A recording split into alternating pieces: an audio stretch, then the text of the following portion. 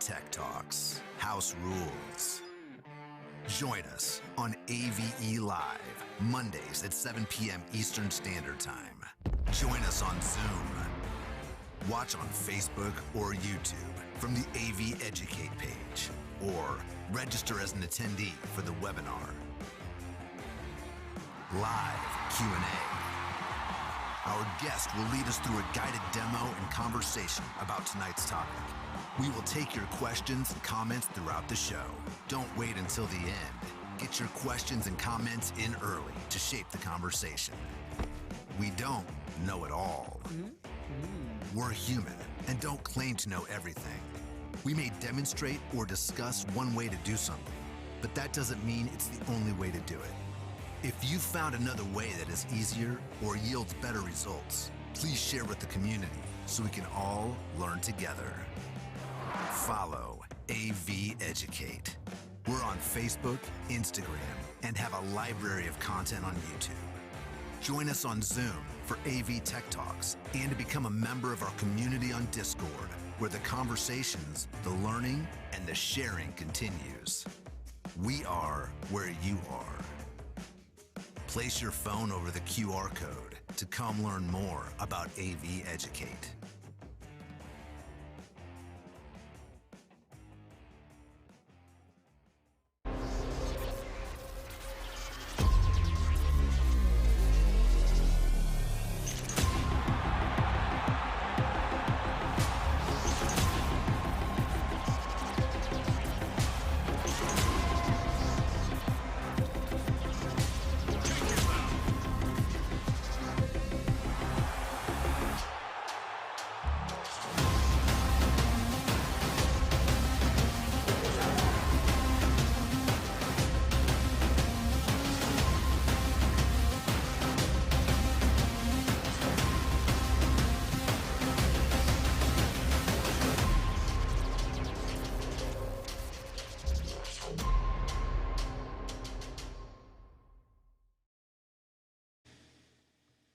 Hey, welcome back to AV Tech Talks. How's everybody doing tonight? We have a great panel here tonight. Omar just got off a plane, and he raced home and got on just in time. We've got Matt Carr, Justin Butler, Andrew Broughton, Dave Node, Angela Williams, and Marty. Marty, how do you say your last name? I always mispronounce it, I feel like. Atias. Atias, there we go. Atias. Great. ATS. Nice. So we're going to be talking about audio. We're going to talk about beyond the main mix. So, we pretty much, it's kind of understood and pretty universally accepted what's going to end up in your program feed. It's going to be obviously your talent. It's going to be, especially thinking like a corporate event or a broadcast, it's going to be whatever background music or tracks and video playback, things like that. Maybe you'll have walk-ons, play-ons, That's all going to go to program, and it's pretty much, what's going to happen, what should go where, and how it should get out there. But in this new realm of hybrid events, sometimes what is the main mix is actually a good question to start with. And then where are all the other things, who else needs audio and who needs a different mix than the main mix and all that kind of thing. So that's what we're going to be talking about today. With the rise of these hybrid events, we have to start considering all of the sophisticated routing we might have to do. The other thing we're going to touch on, I think, is with the ramp up of concerts. There have been a lot more concerts coming back. So we'll talk about monitor mixing, also for houses of worship, that have a service band. How do you handle doing your monitors either from front of house or if you happen to have a side stage mixer, or do you give them their own personal mixers on an iPad or something? So we're going to talk about a handful of those things. I'd love to start with the question for the panel of, in a hybrid situation like we might see where we're in a big ballroom and there's a live audience, and then we're also doing a streamed event for an all digital audience, an all virtual audience, what, as from an audio standpoint, becomes the main mix, is it the mix for the in-room, or is it the mix for the virtual audience? So I'd love to hear maybe from Dave, because I know Dave has to run soon. What are your thoughts on that? Who's the main audience in today's virtual I think events? it really just depends on the quantity of attendees at on each end. If I've got 20 VIPs who are going to be the ones who decide if I get called back, then they're going to be my main focus. Usually I try to get all the mixes the same, but if there's an audience of 10,000 and there's really no one in the studio, then that's going to be the main priority. I call main mix, I would say, your left and right out. I don't really tend to do that when I'm mixing, especially virtual events.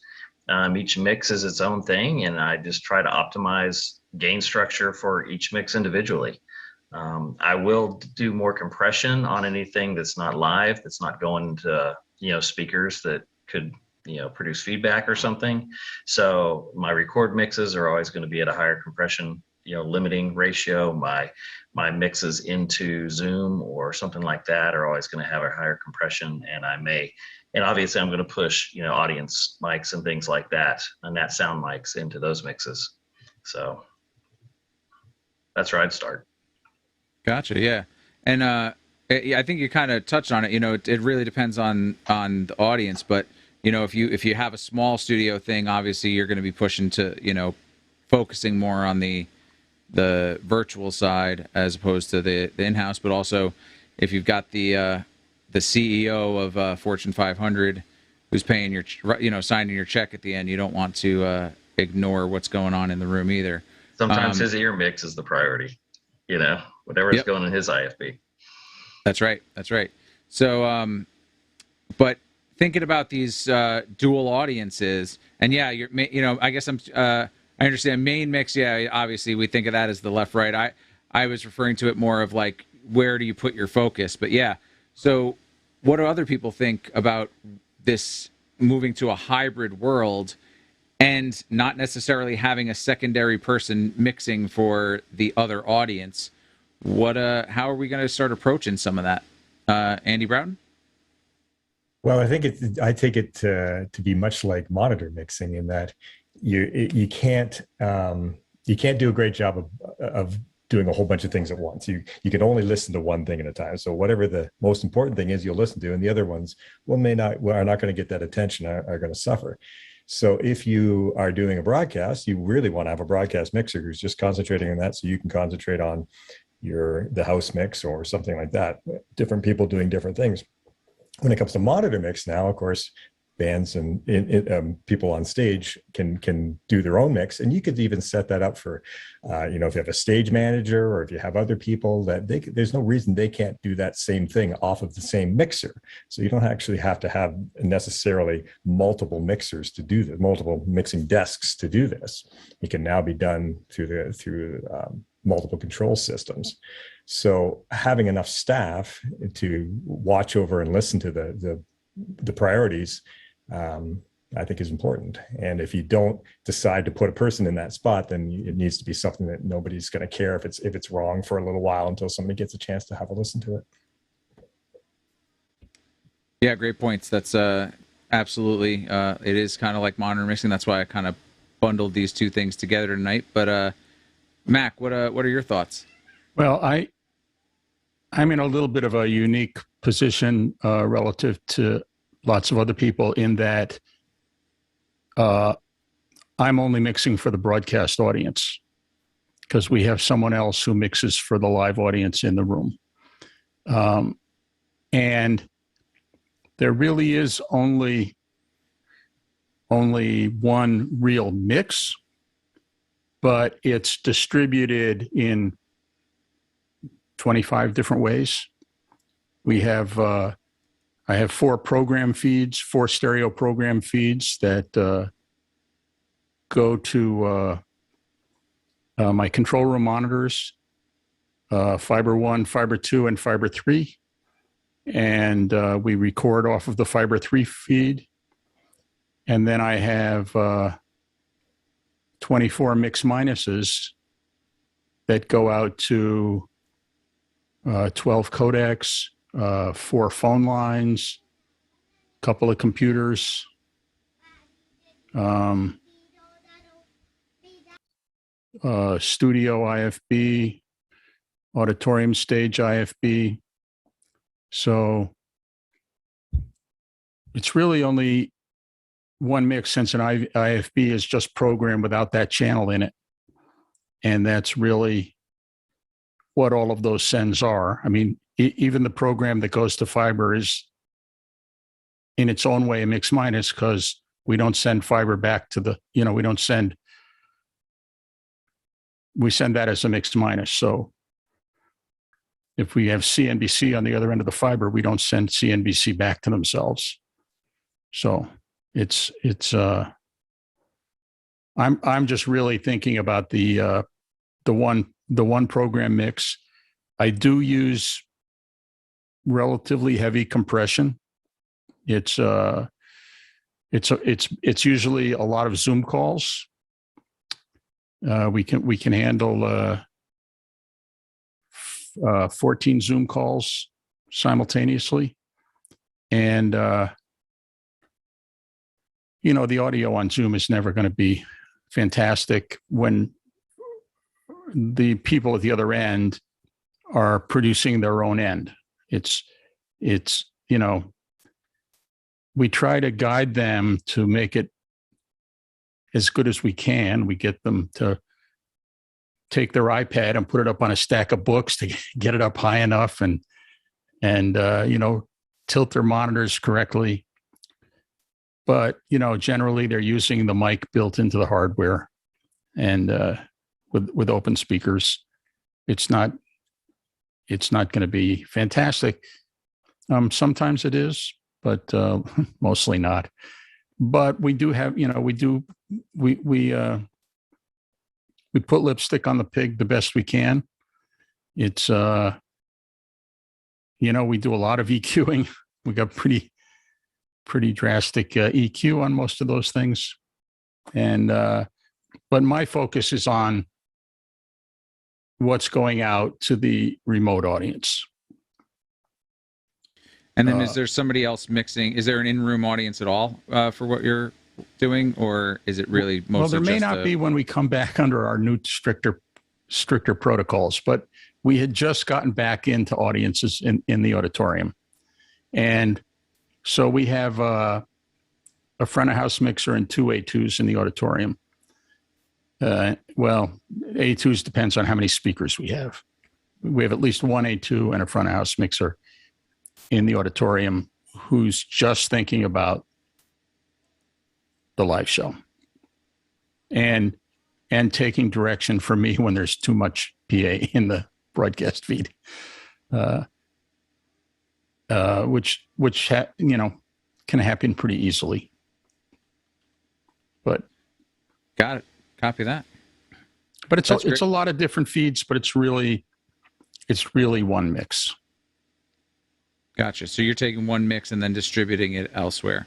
But then you also have a front of house person who is pushing your mix to the auditorium, and no they're doing their own separate mix. Right. He's getting a feed from me of all of the remote sites. So the remote sites come to me, any playback comes to me, and I feed that down to him. But I take all the wireless mics myself, and he takes the wireless mics himself. And we have separate pre-show music feeds. It's the same. It's coming off the same player, so it's all in sync. But we set the volumes very differently. It's super low in the room, and it has to be loud enough to maintain the Zoom line and let the people out there know that there's a show coming up.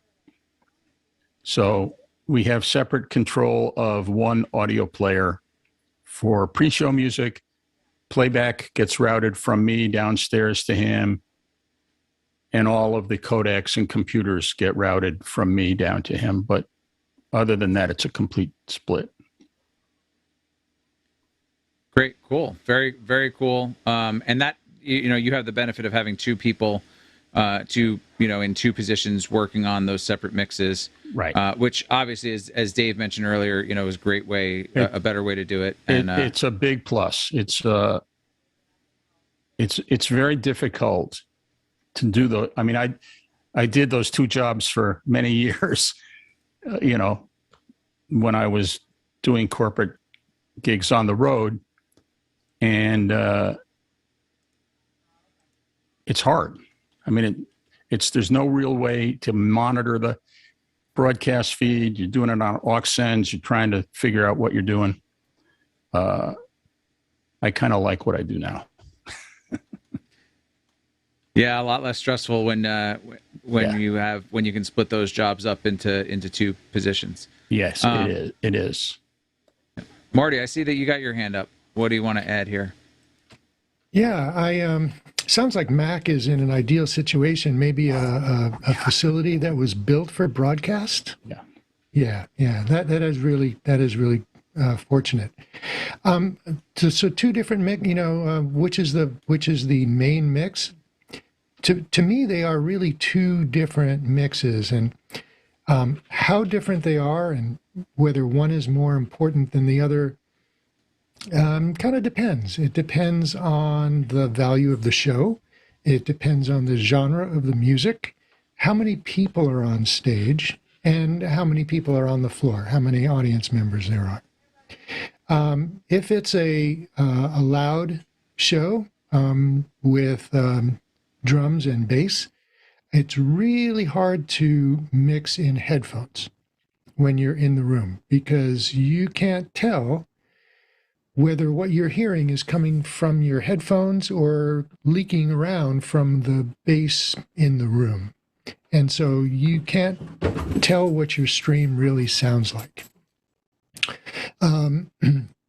Another major difference is other people have mentioned compression, but what it really is an entirely different dynamic range for stream than it is for the room. The dynamic range in the room is somebody talking on stage who's not near a microphone, all the way up to full tilt boogie. That's your dynamic range, right? But when you're streaming, your dynamic range is maybe 20 dB, maybe, depending on your platform. And so you've really got to squish it, but it's, you wouldn't do that all depending on compression. You would actually mix it with a smaller dynamic range in mind and a different balance because of that. And so it's really difficult to say whether one mix is more important than the other, or main, or, how big is the audience? What's the value of the show? There are real significant differences between the two styles of mixing. And, it's really hard to mix from the same board because, well, for many reasons. One, it's hard to hear the difference. And two, you can only listen to one thing at a time. Either you're listening to the room or you're listening to headphones. And, something could be happening in the other one while you're not paying attention. It's not the ideal situation. So you really should have two mixers if it's a high value show. Or as many as you need, depending on how many important mixes you have. Right. We have people who are monitoring feeds who are not mixing. They're just listening to a feed to find out if something went wrong with that feed. So both the webcast coming back to us gets monitored, and any outbound phone calls get monitored. So we know if we drop the phone line, we can switch over to a backup. I mean, the phone hybrids are out of my field of vision. So if one dropped, I wouldn't really know it. So we have people listening. How many people ask you about your TPS reports is what I want to know. None. No. That's a Office Space reference. Angelo, what are your thoughts? You got your hand up. A good thing about the pandemic is taking audio from one spectrum to the other. And if you're in the house of worship, where I am, it's a whole different ballgame. Where in the beginning of the pandemic, everyone's juggling around, okay, what's going to be our broadcast go-to? But what I found out in that answering that question was that if we still have a live room, your broadcast mix could be the same as a live room mix. Not a problem. Not a problem whatsoever. If you're A-Bing your mix, and this is going out to broadcast, YouTube, wherever it's going to go, it's going to get stepped on anyway. So you set yourself up for success with that. And then your room can still bounce off of that, because you can make it so that the room and the broadcast sounds like the same. Who out in the audience is going to say, oh, this is a broadcast mix? Oh, I'm listening to a live room mix. Who's in the audience is going to ask you, tell you that that's happening? So I think you can actually wear 3 or 4 hats and come out with a successful event, especially in the House of Worship. Now, if it's a live idea, we're in a stadium, it's going to be a whole different broadcast. You're going to need some partners to help you in the broadcast room, and then another guy out in front of house, and then another guy in monitors. Right. So I think it's, wherever everybody works in a different realm of the audio spectrum. Absolutely. Great points. I'm sure with, some small houses of worship, you're wearing multiple hats and maybe even doing video, as we kind of talked about in the pre-show. Yeah. So yeah, that can be very challenging. Dave, did you have something else to add? I want to make sure we get you in before you have to go. Yeah. What I've found is I try to pick a mix that I have to do the actual fader pushing on, where I'm bringing up mics, where I'm fading in and out, roll-ins, whatever, and that's the mix I'm going to generally listen to.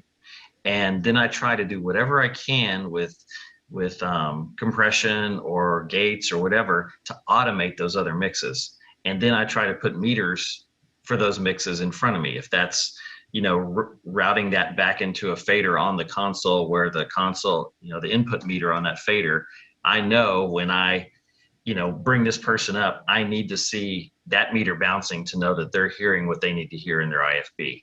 Or my record mix, I'll generally just have a set of cans, or I'll feed it back in and PFL it only when there's applause, if it's a live show, because or laughter or something like that, because my main mix is going into that and I'm only adding that sound to it, so that I'm not worried about it so much during the show.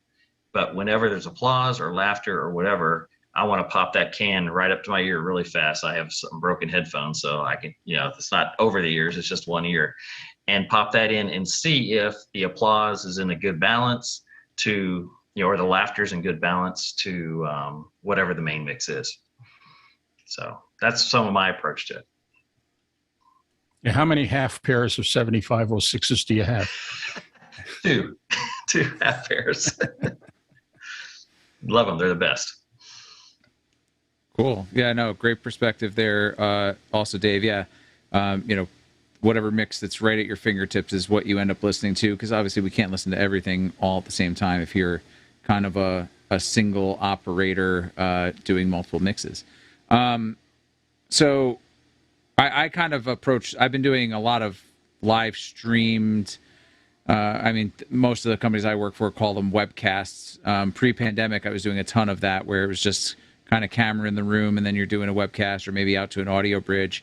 And typically I was setting those up on like a post fader aux, so that my fader movements that I was doing for in the room were reflected going to my records or my, or that stream mix out, one for one. But if they said, if someone monitoring the stream says, oh, hey, can you make the CEO a little bit louder? I had that control to go in and tweak and just make individual things louder or softer. Right. For Lavs versus playback. Playback's going to be screaming in the house, but you can't do that on the broadcast. So you balance that in the aux end. Yep. But because it's post fader, it tracks your fader moves. Exactly. Yeah, whenever I'm tracking records, or if I'm just backstage in a video graphics roll, I tell the A to the A1 at front of house, if he's giving me my backstage monitor, I want all playbacks 10 dB down. That's just because playbacks in a live show are always way louder. Right. Yeah. Right.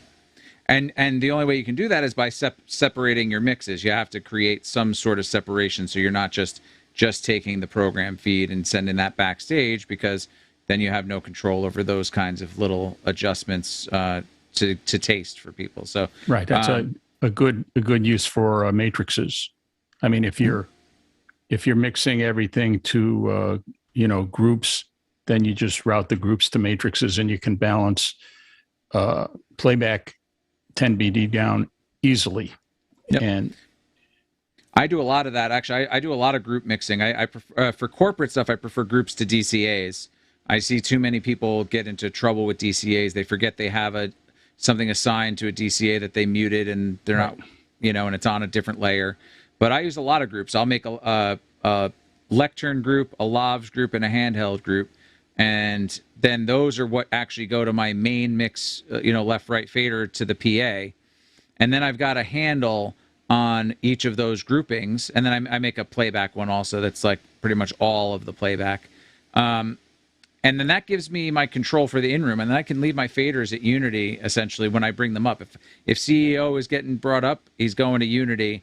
And then in the room, I can ride that. But I know my broadcast, because I'm doing those post-fader auxes, are going to get him at that the reference level that I sent them with tone at the beginning, because that's where I'm hitting it. That's where I've got compression to make sure that I'm not going to go more than a little bit over that if there is a bump, and that gives me that separate mix, coming out. But I have the ability to change the in-room. Walk-in music on a morning general session, you're not going to be blasting that in the room while people are getting their breakfast, but on the stream, you want that to be going out, a few dB lower than what the people who are going to speak is. I usually duck about 4 or 5 dB, just so that the CEOs don't appear quieter than the walk-in music, because you don't want that. They want to be louder.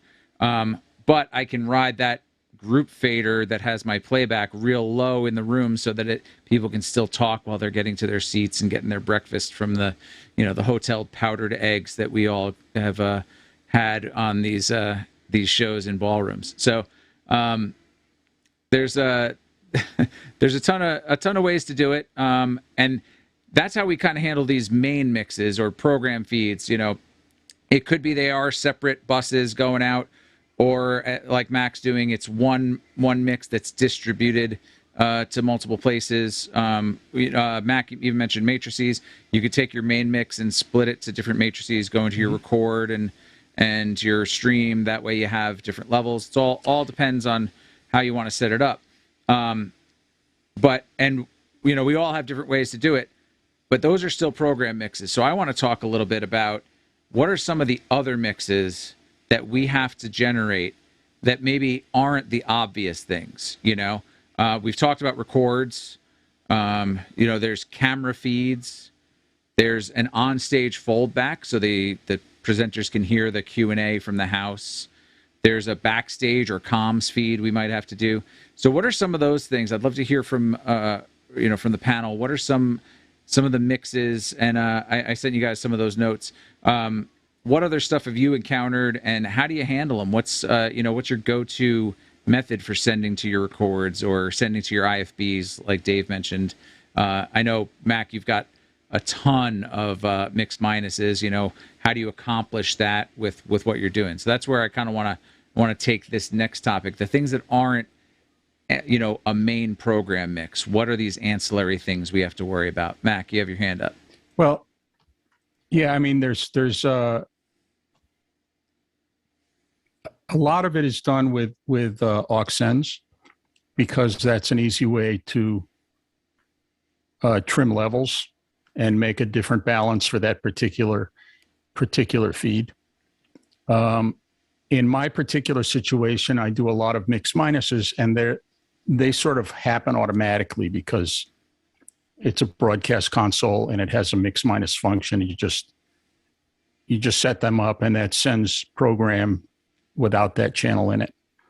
But there's also when I was doing live shows in ballrooms, I always set up a backstage page, and usually the stage manager had two microphones. One was a Voice of God mic, and the other was backstage page, because, you know, if we're in walk-in and she can't get people on headset, there's got to be a way to shout to backstage for people to get on headset, since video is never on headset. So backstage page, and that's just done with another mic, and it's its own point-to-point feed. It's that mic to the back page, to the paging system. But yeah, as Dave said, backstage monitors need to have a mix. They've got, the lavs are going to have to be loud in that, because the graphics and prompter people are going to be following along, and they really need to hear the words. But nobody wants to hear the playbacks except the playback guy, and he can plug headphones into his playback machine. Front fills, again, it's part of the PA. It's going to be a separate feed, maybe even a separate mix off the board. If there's music involved, it's probably not going to have very much band in it. Right. If it's a corporate thing and it's not about bands, it's going to be about vocal fill to the front of the audience. There's going to be a lot of different feeds to PA. Left, right, center, front fill, subs, outfill, two or three delay lines. That's a lot of feeds. The delay lines are probably, that's all going to be a mix that's just out of different outputs and timed appropriately. But right.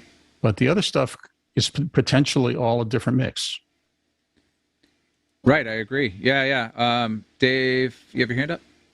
Yeah, just real quick. Yeah, I sit backstage most of the time, and I always tell the A1, I'm like the high maintenance video guy. I tell them my backstage speaker, I want 20-to-1 compression on it, because that's quiet speaker I need to hear just as loud as the guy who's yelling, and be able to follow along with prompter or whatever.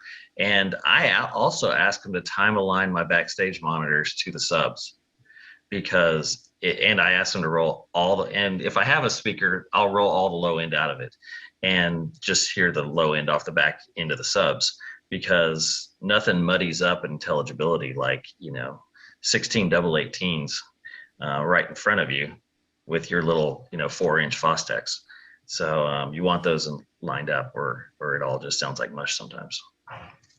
Absolutely. No, those are great points. Knowing what different people want who are getting these mixes is an important thing as the person sitting in the hot seat to deliver. It's good that you give those directions. And I would encourage, it's high maintenance, but at least I don't hear you complaining all day if I give you what you asked for. So, and we all know that video guys can complain. So, those are great points, Dave. I appreciate that input. So I'm going to kind of go through some of these mixes. And I know Mac kind of talked about recording mixes that are part of his main program feed.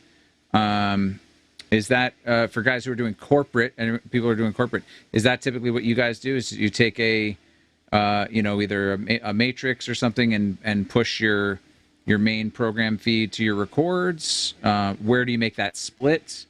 When I was doing ballroom shows, record was always mixes 9 and 10, but the main record mix was 9 and 10, and that let me set up a stereo mix for record. Let me balance it by having a post fader aux. During rehearsals, I could listen to it carefully on cans, get it as close as I could. And it was, just the routine I had, because the buses went lecterns, lavs, handhelds, Voice of God, playback left and right, video playback left and right. And then that takes us to 9 and 10, which was record left and right. And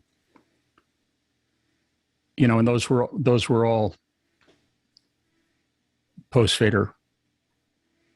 Very, very cool. Yeah. And I used to have a similar, depending what console. I mean, I spent a lot of time doing those ballroom shows on LS9s just because that's what everyone I was working for had. And I had a scene that I built that kind of had my layout so I could walk up to it, load it, and then, be ready to go. And yeah, I had a similar kind of setup to what you had going on. Marty, you had your hand up? Yeah, I was going to say record mix is in many cases the same thing as the stream mix because it's a full mix, right? Except if you're doing a two-way situation like a Zoom thing, in which case it's not the same thing because you've got to send on the stream, you're sending a mix minus Zoom. And that's not a full mix. So you've got to do a different mix, full mix for records. And then there's something that we don't typically think about and may be transparent to us, but is important to remember, is assistive listening. If there's an assistive listening system in the house, that needs to be accounted for. And it may be tapped off a DSP system, by the house engineers somewhere, or maybe coming to the board. You got to find out. And I tend to do a low cut on most of those accessory mixes like that. Yeah, just because they're going to feel the subs, but just like my backstage monitor. But if they've got a little something in their ear, they don't need low end. It's not going to reproduce it. Your laptop. It's not going to reproduce it anyway. It's just going to blow the system up. Exactly. And your compressors work better when it's only compressing what people are hearing and not compressing any P-pops or things, Right. Right. No, that's a great point. Yep. Assisted listening is actually one I forgot to put on my list, but that is an absolute great point. Sometimes too, you have a lobby speaker system that might be just overhead, in can type speakers in the ceiling. And, that's another place where you would want to, maybe do a low cut or a high pass just because those speakers aren't going to produce that. And that could probably be a similar mix to the assisted listening mix. Or a record mix, and those are typically for assisted listening, I'm assuming, or maybe I don't want to assume. How are you guys doing those? Are you doing those as stereo mixes or mono mixes? Mono. They're always mono. Yep, fold it down to mono. Good. Well, I don't know any assisted listening systems that are stereo. Right. Unless you have an overflow room. If you have an overflow room with a video monitor, you may have a stereo sound system in there. That could be stereo. And then I would add the applause mics into that mix, just so they get the vibe of the room. Because if there's only maybe 30 people and 2,000 in the main room, you want them to feel that vibe, the applause, the triggers of people shouting and having a good time. I've done a lot of religious type stuff, and you always want to capture the audience singing along or anything like that. Right. So that even becomes a whole, that's a mix plus. Essentially, right. You're adding things to maybe just your stream mix or your in the room mix, either one. Yeah, you want to put audience in the stream mix too. Yeah. Other things like cameras. So I can't even count the number of times I've been on a show, and at the last moment, as we're starting the show, a videographer or camera guy comes and says, "Hey, I need a feed." So I always prep them in advance. They're always part of my preset. But what do you guys do for camera mixes? Matrix output labeled press, and that could get split out of as many outputs as I have available to give press. But whether it's a feed to a DA somewhere, or it is people coming up saying, "Can I plug my Electrosonics transmitter into your console?" It'll come out of a feed off that matrix bus that says press. And then what's feeding that matrix? Is that getting a left-right folded down to mono? Yeah. Yeah. From the PA or from like your records? Usually it's right off, because it's coming out of a matrix. It's right off of the group buses. So Okay. it's, it's a matrix mix of, the 8 group buses that are going to the PA, but, rebalanced for press. Got it. You don't send them the broadcast mix? Stream mix? Well, when I was doing those shows, there really weren't stream mixes. It's been a few years. Yeah, it would probably be the recording mix, if anything, right? That's So what I give them.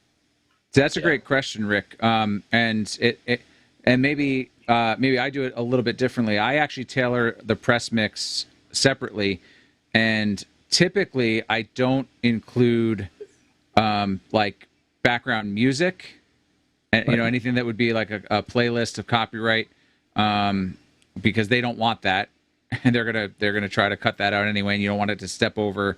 You don't want the CEO to start talking over music as he's walking to the stage, and they now have to cut that from their broadcast.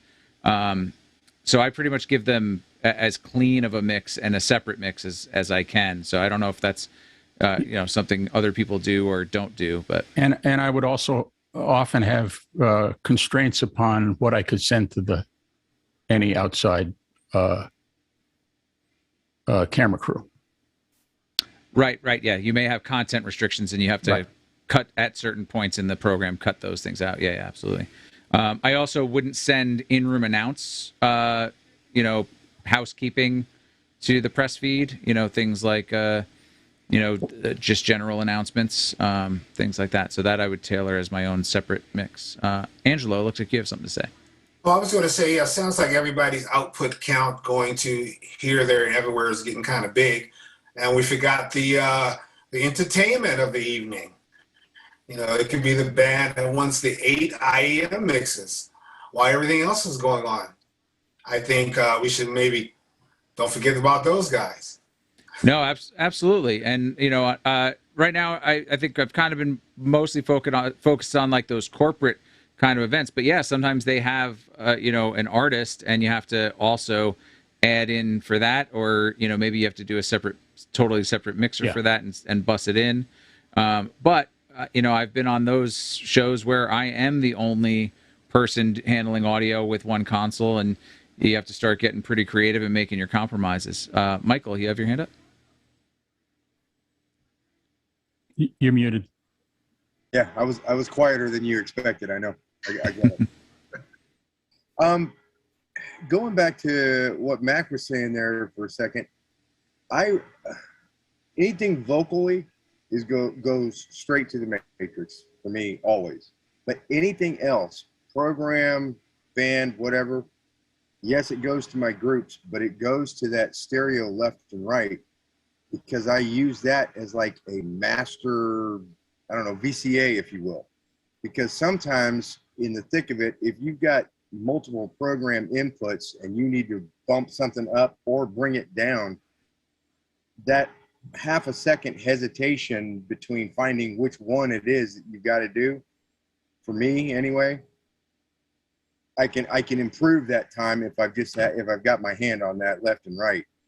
I can massage it in there. To that same point, while I always use mixes 9 and 10 as a record bus, it was routed to the stereo, and nothing else went to stereo. Only 9 and 10 went to stereo, because stereo always has a big meter right on the top in the center of the meter bridge, and it's got a handle right there that you can grab, and it's got a PFL button right there that you can listen to. So it makes it very easy for keeping track of the record mix. Yes, Great sir. point. I was going to add the same thing. That workflow of, if you don't have a meter bridge, like I said, I used to do a lot of LS9, and the only meters are your left, right, and your cue. So, you gotta do creative things, and I do the same kind of thing, Michael, where I use the left, right. Sometimes that's what I'll do. I'll send all my groups to my left, right that are going to feed the main PA, and then I feed my matrices off the main left, right. But You didn't have your computer hooked up? Not usually, not Studio. I had a love-hate relationship with Studio Manager back in the day. So I use it, number one, it's as a backup. It's there. It's it's already going. And when I'm in show mode, I usually use it for meters so I can see what the heck's going on. Yep. Because I've got the whole custom fader thing going on. Yep. Marty, you had your hand up?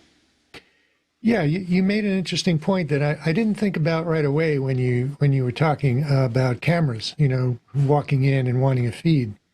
So yeah, there are press cameras, and they would want, several things minused out of the mix as you recommended, including audience. Right. But then there are camera guys who walk in who are there for the client or for the artist or for the presenter, and they would probably want more things than the press people want. Yeah, I actually look at cameras in a couple different ways. I look at main cameras, which are the camera capturing the talent on stage, and often we give them a feed so they can do their ISO records, and there's often just a mix for that. And I'll do one mix and then distribute it to however many cameras need that. The videographer feed that I think about is usually that person who's showing up at that last minute and maybe hired by the client, maybe not, and they get, that's the one who's going to ask for that last minute thing. And that usually I send full program to. And then the press feed is kind of that minus feed that the actual press are going to want, and then I'll send that out to a press box and let them take their feeds directly from that, so they don't bother me. But because I'm not, unlike Mac, I don't have enough outputs on the back, and and I don't want to be bothered, so I just from the jump I put out a press box and they all know where to go. So those are, so it doesn't have to be a big press box. It can just be a split 6, and you just hang 4 XLRs over the front of the tech drape, and as soon as they walk up, just say, pick any of those 4, they're line level. Yep, exactly. So yeah, cameras could mean a lot of things. That's a great point, Marty. But and these days with streaming, and a lot of people are using especially let's talk about low budget things. I know many of us work on wide ranging budget projects, but some of these low budget projects, maybe where they're using less expensive cameras and an ATEM Mini, for example, and they don't have, the audio inputs on those we've talked about before are a bit of a challenge for a lot of people, because it's that 1/8 inch line in and, unbalanced and all that. So a lot of people are actually just feeding audio direct to their camera so they can keep everything in sync. So you have to think about, sometimes you're going to run into that where you need to send a camera feed pretty much full programs, because that's going to be what they're actually using as their sync instead of delaying it through the console. But you mean a 50-cent audio card on that computer for that 8 inch is less than good? I don't get it.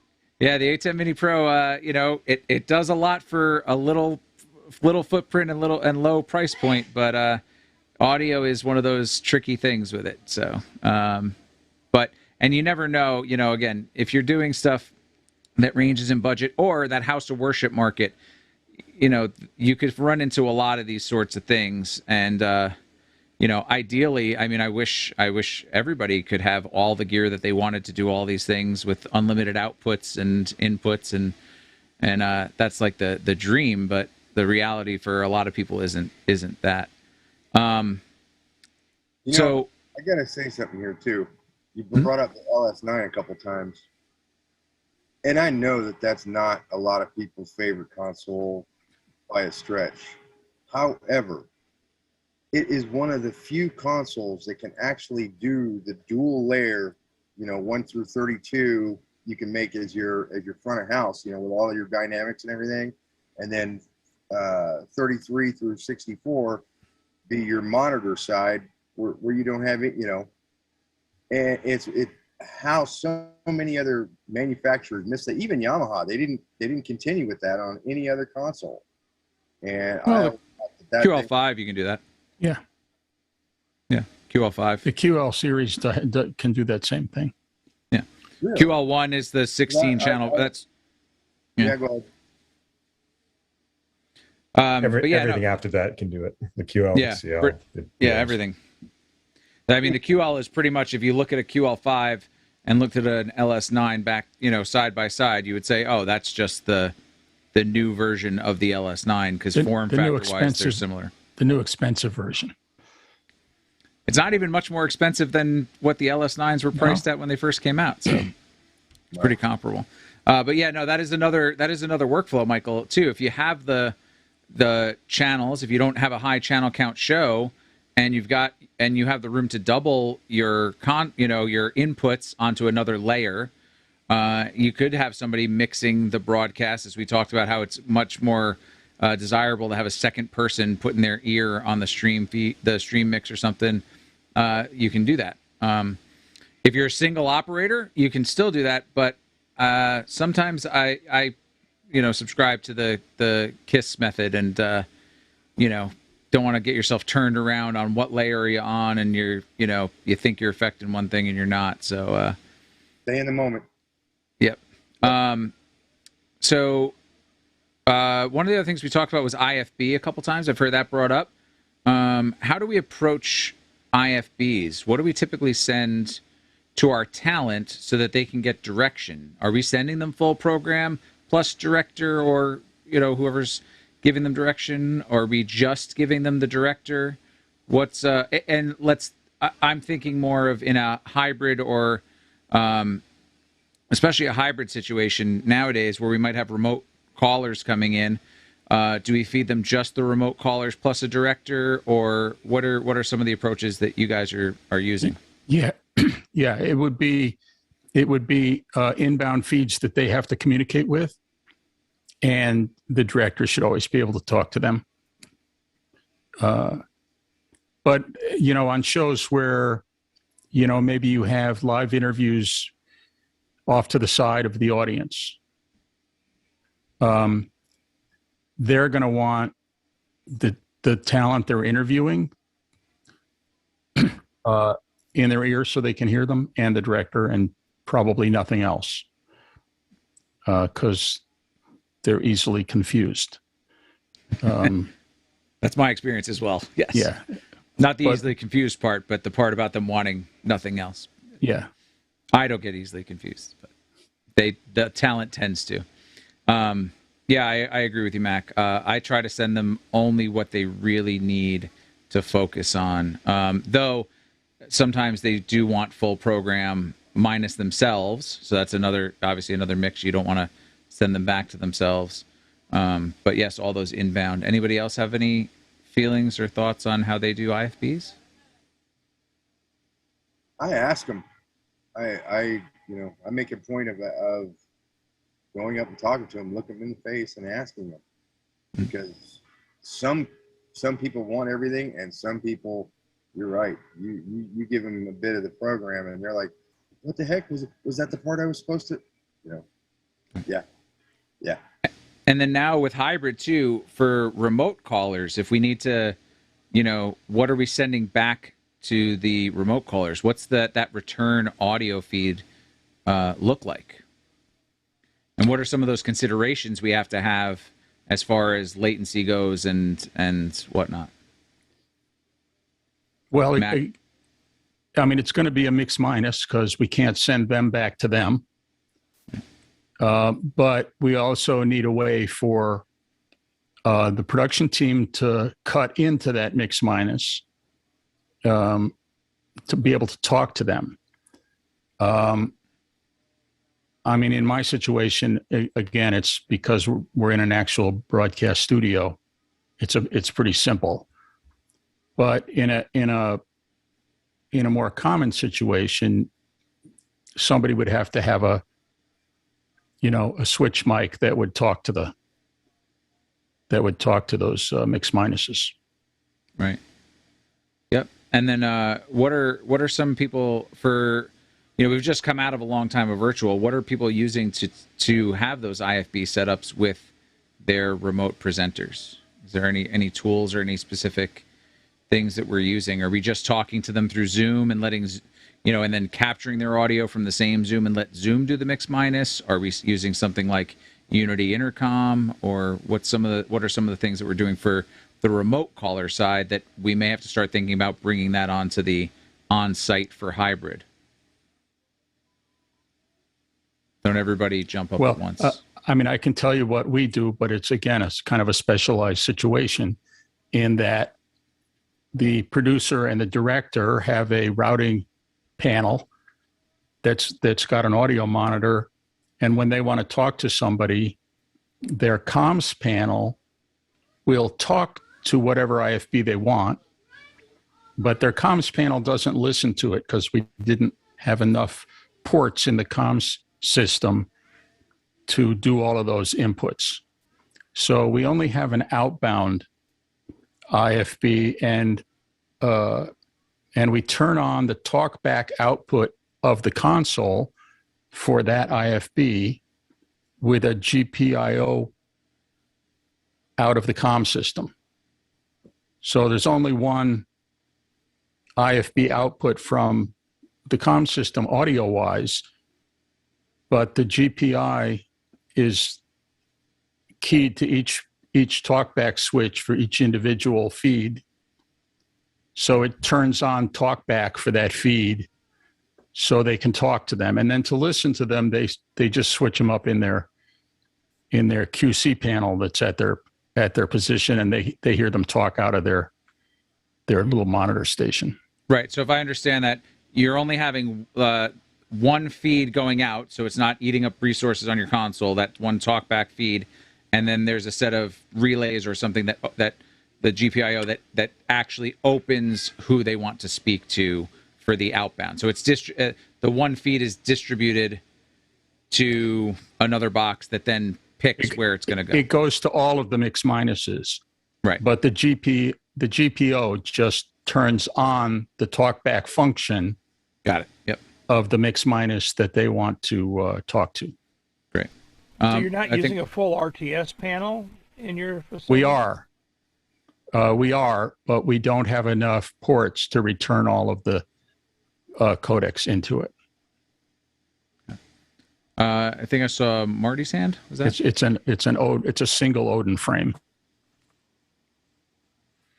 On the low budget side, I've made pretty good use of Discord as a back channel communications. So all of my presenters or remote participants would have a Discord open. We'd all be on the same server. And of course, we can all have common communications or different communications. You can communicate individually with people or as a group. And you can do it via text or via voice. And if you have a software audio mixer in your computer, like Voicemeeter or Loopback or something like that, on the computer that you're joining on, you can mix the program audio and the Discord audio in your ears. Very cool. And that's a pretty inexpensive option. Gives you a single channel for communication if you're doing a budget conscious kind of production. I've had great experience, and it looks like Chuck on the Facebook side has had good experience with Unity Cloud or Unity Intercom if you have a server. And I've done it both where we've had them use their phone as the Unity client. I also was doing a ton of these auctions online. There were galas that had a live auction component, and I would have our auctioneer have the Zoom and the Unity audio going to their AirPod. They were using AirPods, unfortunately, but going to their AirPods so they could hear our IFB break in to give them directions and also hear the Zoom at the same time, so they didn't have to, mess around with multiple devices. It took a little time setting up for them, but once we got it, it worked out pretty well. And they were doing it all on desktop, which their desktop machine was hardwired, which was the reason why I preferred that to using the phone, for example. But yeah, no, these are all great solutions for those remotes. I would take those AirPods over the built-in mic in their desktop computer any day. Oh, absolutely, absolutely, yes. No question about that. Especially once you start mixing in the intercom, because obviously you don't want that getting picked up by the internal mic with speakers and whatnot. So yeah, no, absolutely. We did have one time where the battery died right before the AirPods right before they went on. We got in the habit of she would charge. We would do rehearsals. She would have one of them in her ear and charge the other one, and then switch before the show, so that there was always at least one of them being fully charged while we were using the other one, and then she could just, as long as she popped it out of the charger before she put the other one back in, she would stay connected and we didn't have to do anything. So it was definitely useful in those situations, especially where not-for-profits are very budget conscious and we couldn't really ship out anything or do anything extra. But no, these are great solutions for IFB. I thought I saw somebody's hand pop up for a second, but maybe not. Okay, good.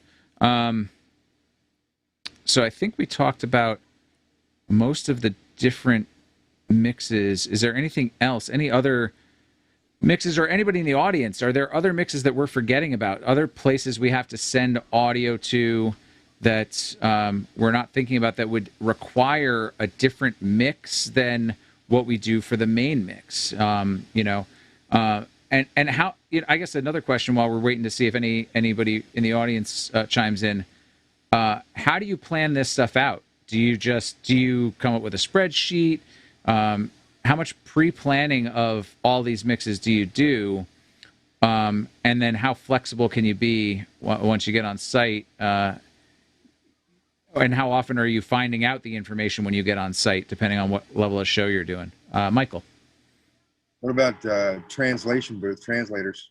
You guys, I've done that a good little bit. One of the biggest, I actually had 17 interpreters going at once in different languages, and not only am I sending them feed, but I'm also sending their translations via an IR system to the delegates, because we had 195 countries represented on a show that I was doing. So that was a lot of fun. How many program feeds did they want? I mean, they usually have their own audio interface that routes all of their stuff.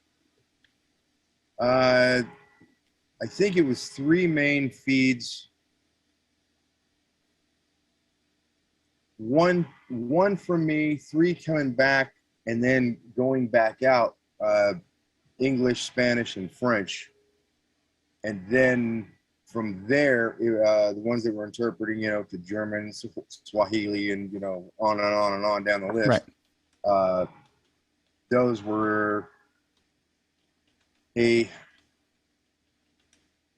so it was a multi-channel IR system, and that was getting mixed there, from those points to the IR system, and then the IR to the delegates.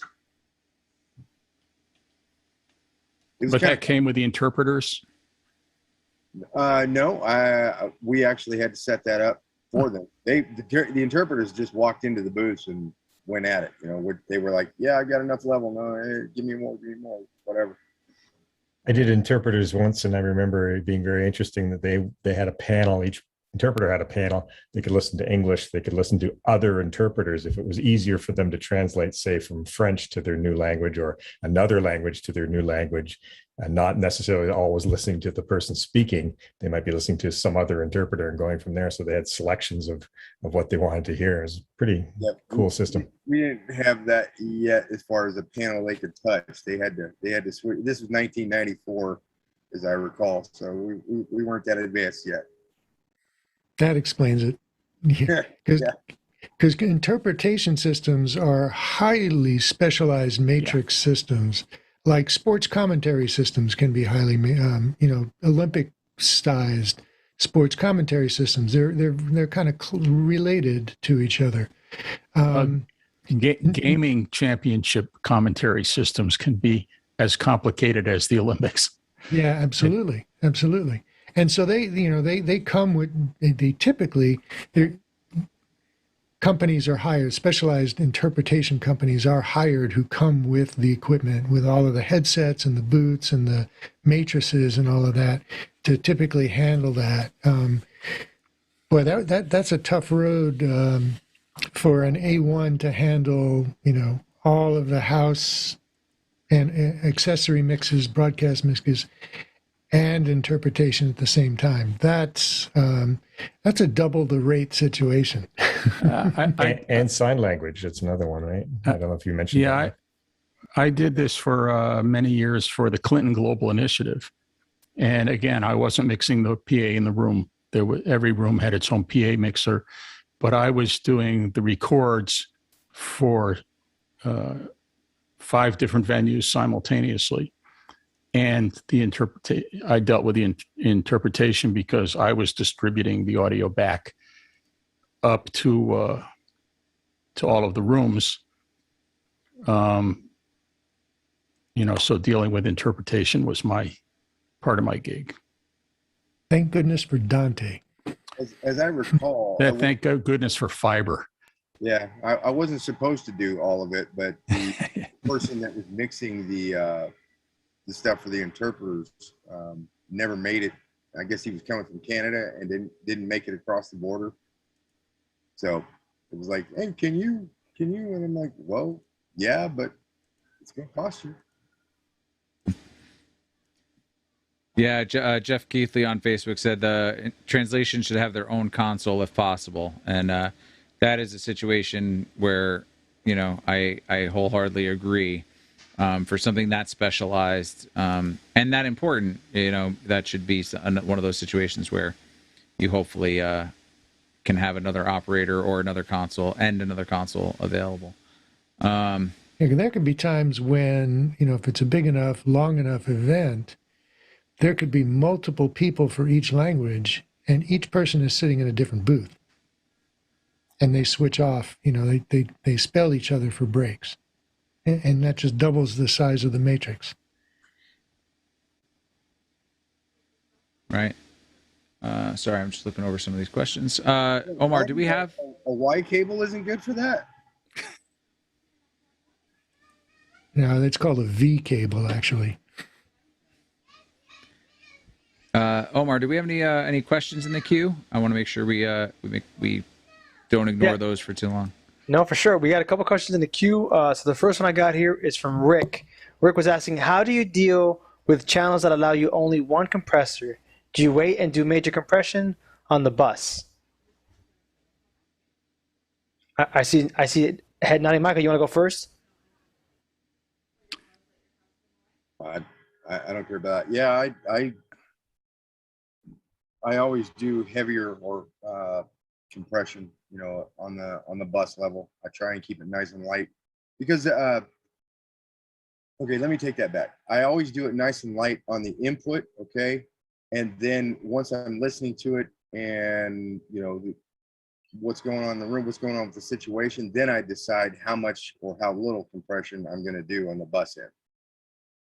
Got it. What about Matt K? What do you got? Any insights on you? Well, I would do that for talking head type events, mostly spoken word events, but I'm not a fan of bus compression in music. Okay. There's an opinion there. I like that. Anybody else want to answer before I move on to the next one? Marty? If we're talking about a speech event, I try to use an auto mixer as much as possible. Yeah. And if it's an auto mixer that's built into a console, depending on the person speaking, some people are much more dynamic speakers than others. I would put compression on the channels. And then for me, because I come from a radio background, in that situation, a bus mix would include a compressor that would be adjusted depending on the medium I'm sending out on in the dynamic range, and then a brick wall limiter just to make sure that it, it doesn't clip. For music, depending on the genre of music and the players, I like to do cascading compressors. So there would be some channel compressors, bus compressors, and main mix compressors. I like that. So depending on the background you come from, right, the signature that you create when you do your mixes changes on whether you do this or not. I like that a lot. That was super insightful. So I'm going to go on to the next one here from Timothy. What do the panelists consider heavy compression? And actually, Marty, I'll come to you first with that since you're the last one. What would you consider heavy compression? Heavy compression for voice or for like drums, for instance, a different kind of thing. I would say anything more than 4-to-1 would be pretty heavy compression. Anything above 7 or 8 is like smashing it. And it also depends on the attack time, the hold time, the release time. Got it. What about Matt K? I wouldn't use, I mean, in spoken word events, which is what I do, I wouldn't use that heavy of a ratio, usually 2.5 to 3 and 4 to 6 dB of compression. And Michael, you want to come back in with a final note? For me, heavy compression is anything over 6. Okay. You got a strict limit no matter what, over 6. Well, no, it's not a limit. No, what I'm saying is, there's light, there's medium, and then there's heavy.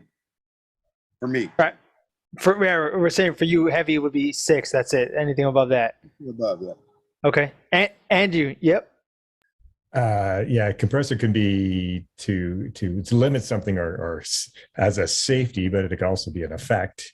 You can be using it in parallel with non-compressed signals. There's a whole bunch of ways to use compression. So how is a compressor set? You have to define what you're using it for. Are you making sure something doesn't clip? Are you making sure that something doesn't overmodulate? Are you just trying to get something in a particular range? Are you making an effect of some sort? There's a whole bunch of things you can do with a compressor. So you gotta define what it is before you can say that's a lot. Sometimes 2-to-1 is a lot. Sometimes 2-to-1 is nothing. Got it. No, that's super good, insightful. And if any of the community, if anyone in the community has any other insights like that, please share them with us and we'll bring them to the attention here. And I think you have the next one coming up. Yeah. So Andy Lipnick said, a comment, a point of clarification. In my experience, there is only one program and all other outbound feeds. There's no program less blank. Those should be called mix minuses or other names that don't include the word program. There's only one thing called program, and it's always full program. So that's Andy Lipnick's take on that. So yeah, what the term program? What do we here on the panel consider program? Can there be more than one? I would largely agree with Andy. I have 4 program buses, and they have specific uses. One of them is my control room monitors, and then I have going to the 3 fibers. But while they are program buses, the 3 fibers are still mix minuses.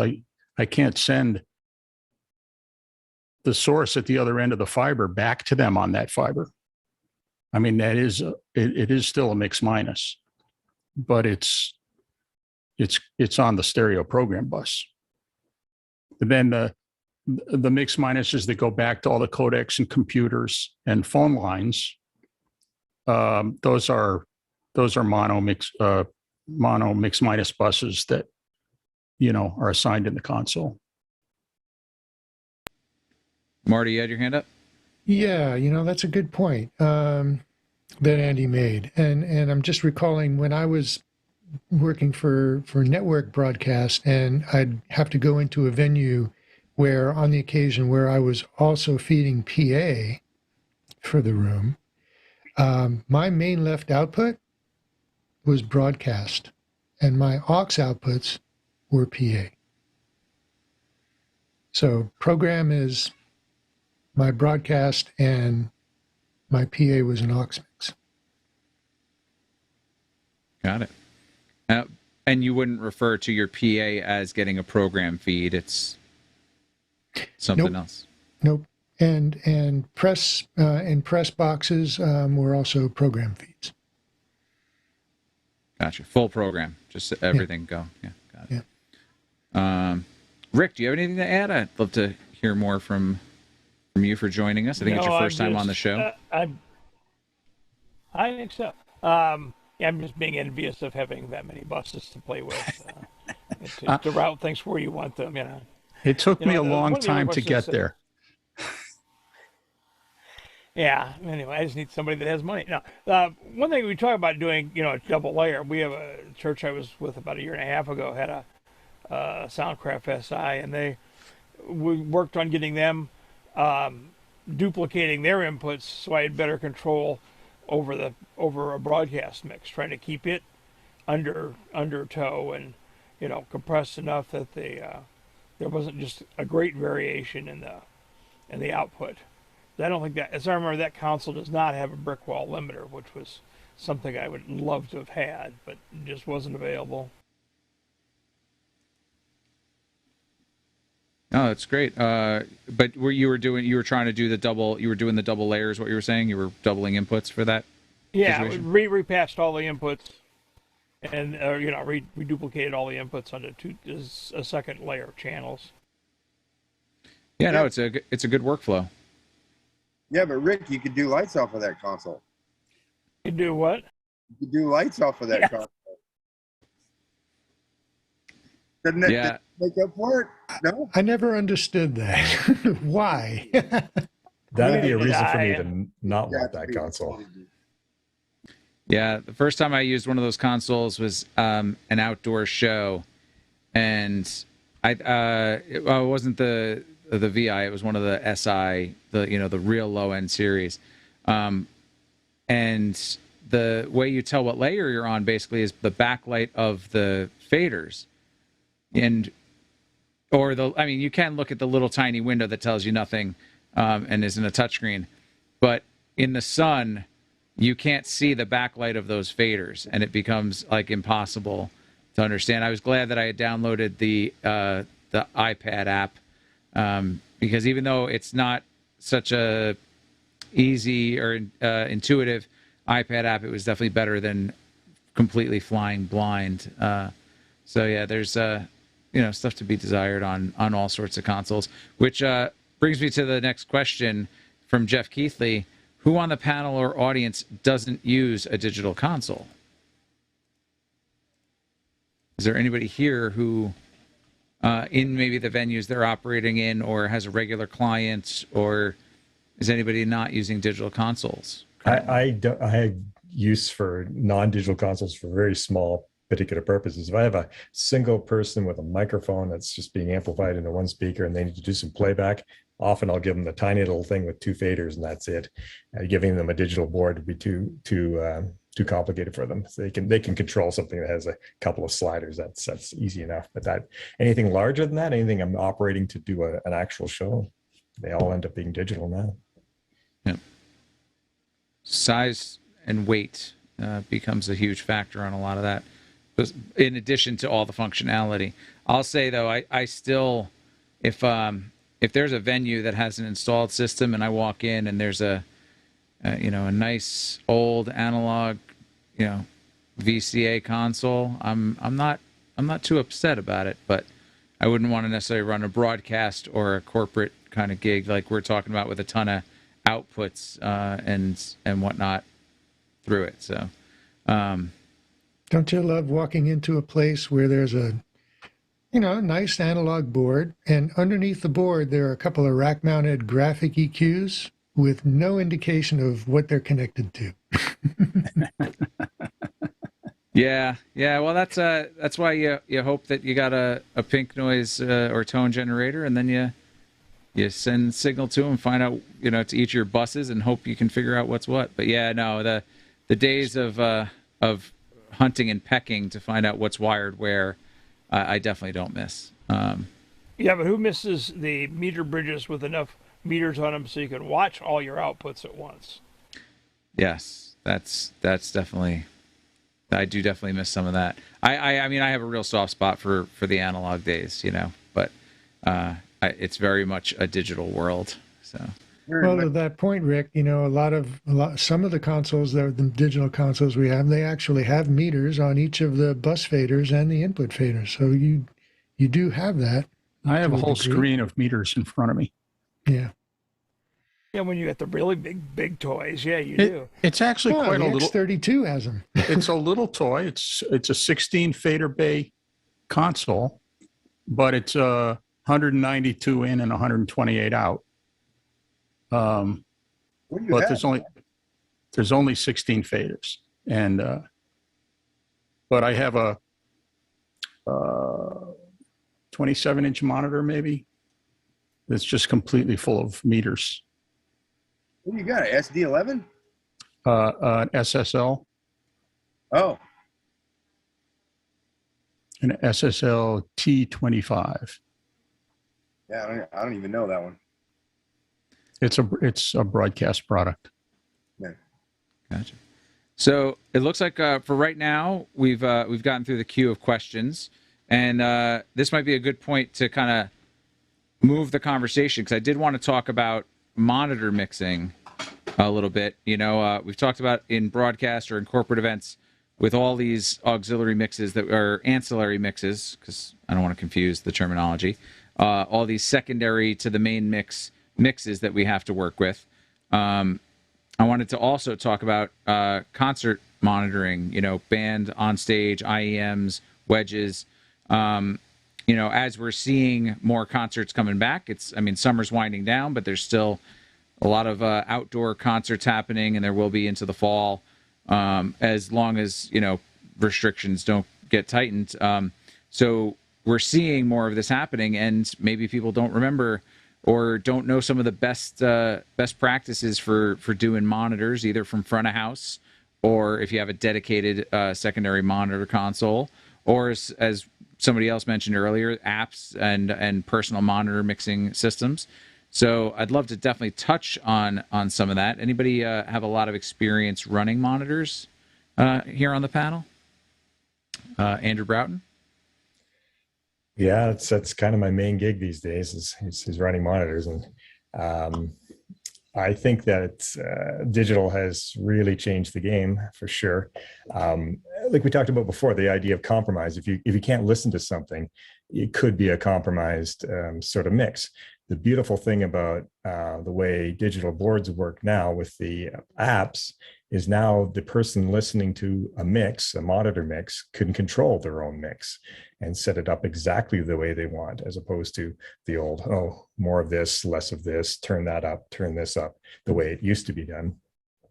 So it's gotten better for most people, and certainly clearer, more indication of what's going on. It's a lot less compromise. So back in the day when you used to do wedges, you could have a full mix of things, but it'd be difficult to hear all those things individually on a loud stage. So you might limit what you actually have in your monitor, a lot of times vocal and other things that you have to have. But now with in-ears, of course, you can have everything in there that you want, or nothing. You can have it very individualized to your personal taste. And I found for years of doing this that every single person is different, and what people mean when they say something like, give me a little bit of everything, does not mean what you think it means. It could mean something very different to every person. So the fact that they can now grab their phone, log in, adjust their own settings. Well, now you don't have to try to translate what it is they mean when they say, I want a little bit more of this, or I want a lot more of that, or whatever it is. And it takes less time, of course. Everybody can get their mixes happening at the same time. So that's pretty game changing, I think. Hey, Mr. Broughton, would you describe mixing monitors as you herding cats, or cats herding you? I don't I think it's really one know or the how other. to answer that. Can I answer that? Yeah, Yes. the correct answer is yes. That's right. Well, no matter what happens, it'll be your fault. There's no question there. It doesn't matter why. But yeah, a little bit of, we talked about a little bit of planning. We were saying before, how do you plan out these mixes? You know, there's a situation if they have their own control, now they don't have to plan out, you don't have to plan out their mixes ahead of time. They can get them dialed in as they need to. So, I love that part. Right, but you still have to plan out what physical buses and your resources of your console, because it could very quickly, if you have a bunch of musicians all on stereo ears, you can run out of buses pretty quickly. And then, so what you're talking about, Andrew, too, and what you do is you're typically mixing on your own console. You've split the inputs either with an analog or you're doing gain sharing. And then you have full control over all of the inputs that you can then send to the artist, and they can, if they're using an app, mix themselves. Is that kind of what you're doing? Well, I would have a separate monitor desk.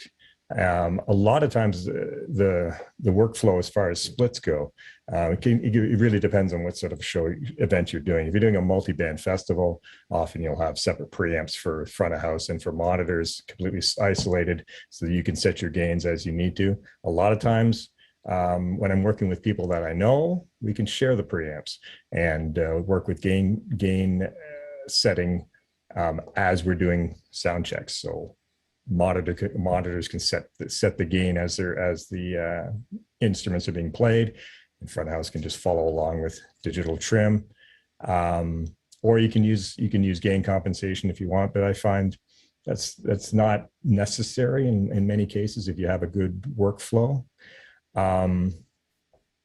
But the setup of the board, you certainly you do have to do a little bit of planning in that you want to know what the names of the people are on the stage. You want to know the names of the instruments so that when they look at it on their app, they have the right names. They know what they're looking for. So I always like to have a good conversation with an artist before they get on stage. And there are lots of people still that would rather not work with an app. They want you to set it up for them. So you try to translate through what they're saying to you as to what they really want. Start with the most important thing in their mix, bring the other things up. But it's always a conversation. No matter how you do it, there's always a conversation of what's going to be the best way to handle this. And it's never the same. And this is what I love about the business, is that every day you'll run into a new situation and go, wow, that's something different. And hopefully you figure out a way to pull it off that makes the artist happy. Absolutely. Andrew Lipnick, what do you got? Oh, a few things. One is in traditional monitor mixing, which Mr. Broughton was just talking about, where you have front of house and you have a separate monitor mix there. And hold on one second. I'm on my phone, so sorry, I've these other calls in here. There we go. I did this early in my career when I started to mix monitors, which is band walks on stage, nothing's going through the monitors, and then work with people one at a time. And then I worked with a real monitor mixer.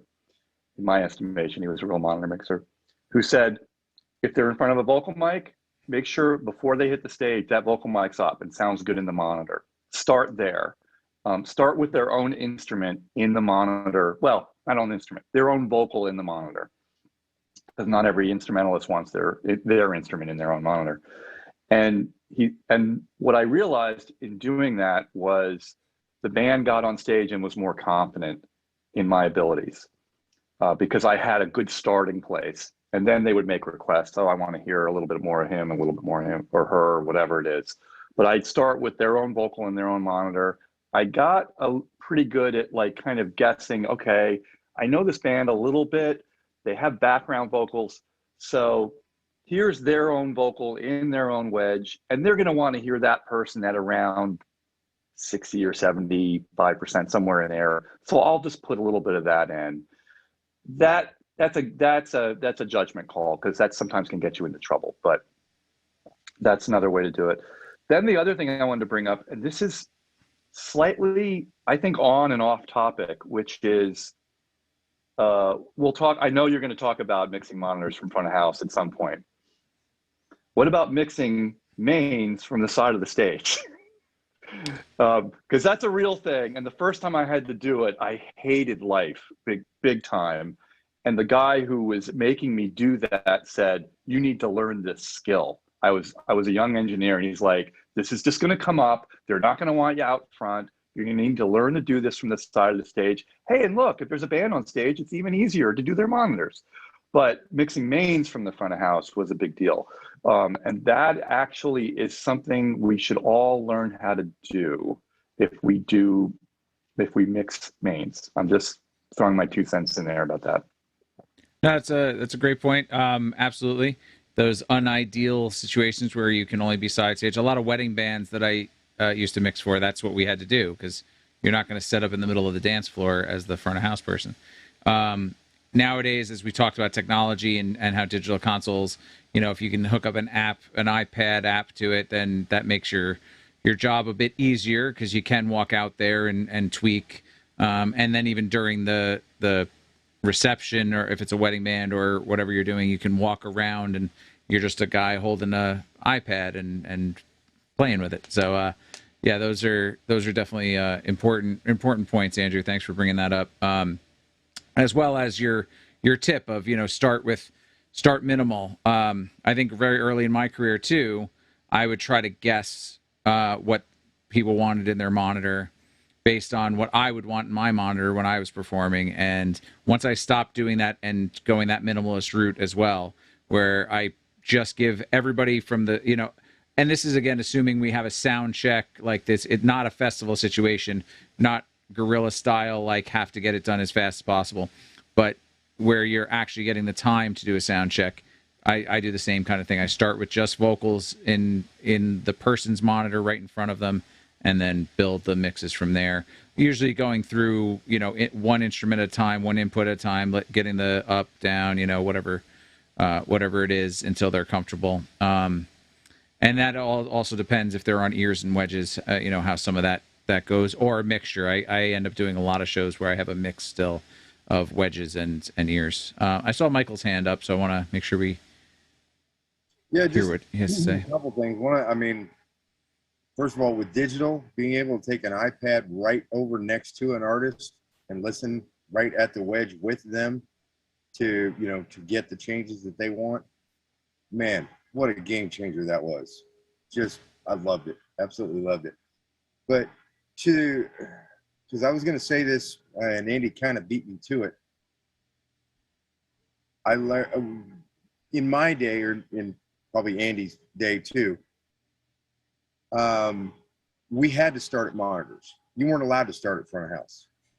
You had to learn how to do that end of the pipe before you were ever allowed to do, the good end. And I learned early on that the more comfortable you can make that artist or those artists on stage, the easier everything is going to go. So yeah, do anything and everything you can to prepare for them being on there. Have those wedges wrung out. Have the mic strong in that wedge.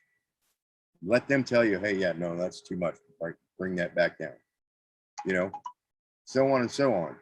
Because if they're comfortable, then they're going to have a good show. They're going to have a good show. That's going to translate to the audience. The audience is going to love it. That's going to feed right back to the artist, and you start that whole loop thing there. If it's difficult from the moment they get on stage, it's probably going to be not such a great night, and you don't want that. You don't want that. Nobody. I don't think anyway. Anybody ever raises their hand when they get up in the morning and say, you know what, I'm going to do a bad job and have a bad day today. Definitely not. I think a lot of people wake up that way, but they don't acknowledge it. But so I always say too that working in AV is more of a hospitality and customer service job than anything else. So the way you interact with people and the comfort level, especially as especially with monitors. And I end up doing monitors a lot more often now because I can, have those kinds of interactions with artists where I make them comfortable and I have those people skills. I can mix front of house and I like mixing front of house, but I often get put in the in that position because I don't fit the grumpy old sound guy stereotype as some other people. So what are you trying to say? Nothing, Mac. Andrew, what's going on? The attitude here, okay? Well, as I just bouncing off what Michael said, the iPad completely changed the game, and there was a point there where some digital chords had that iPad app, some of them didn't. When I was doing monitors, I said, I don't care what board you give me, as long as it's got the iPad app, because that is such a game changer to be able to stand right beside the artist and make them feel comfortable, knowing that you're listening to what they're listening to. When they say a little bit more, you can actually tell that it is a bit more and give them a look in the eye and say, that's working for me. And yes, certainly all about making the artist feel comfortable and also leading them along a little bit. Sometimes, if you're doing a sound check and you're trying to get the monitor mixes happening, be proactive so that things move along. A lot of times the groups don't necessarily know how we're going to run this. How we're going to start. Are we starting with vocals? Are we starting with this? If it seems like they don't have a musical director or a leader or somebody who's going to take charge, jump in there and take charge, and they'll appreciate the fact that you can move things along and you're not spending 20 minutes on the rack tom. It's a good thing. It makes everybody's life easier, and you check with everybody, make sure they're all happy when you're done. And it just goes a long way, as you say. If a band is comfortable on stage, they feel confident, they're going to have a good show, they can hear the things they need to do. That's going to create a better performance, and everybody benefits. Absolutely. Now we've kind of hammered in the approach as far as how we talk to the artists and some of the things. We also talked about how the the apps and personal monitoring systems make it easier, that it gives them some of the control, takes some of the weight off of us because they can actually dial in what they want. But since we started with the side stage monitor, where we're talking about a dedicated desk, there's a couple schools of thought with this. I'm in the school of thought of I run my mixes as post fader with my faders at Unity, and then I dial in, either using Senzon fader for the actual mixes, or back in the analog days doing it on the rotaries. Is this how you guys operate, or do you go with pre-fader and keep your faders don't really mean anything on the monitor desk? There's a couple ways to approach this, and let's talk into the kind of the tech side, so people who maybe haven't done monitors can understand how we actually set up our desks, as opposed to, that the soft skill side that we all talked about with making people comfortable. Andrew Broughton. It would depend if it's a static mix or a dynamic mix. If you're doing something that has cues and has things where certain instruments have to come up and down in certain people's mixes because of certain parts of songs, then certain mixes are going to be post-fade, certain are going to be pre-fade, because I need to make an adjustment to one instrument or one sound to a particular part of the, some people in the group may want something louder during a certain part, but other people don't want that to change. If it's a festival situation, everything's post-fade, of course, so that if something's, somebody turns their instrument up, or they change microphones or something mid-show, you've got a thing you can grab very quickly and fix that if you need to. So it really depends.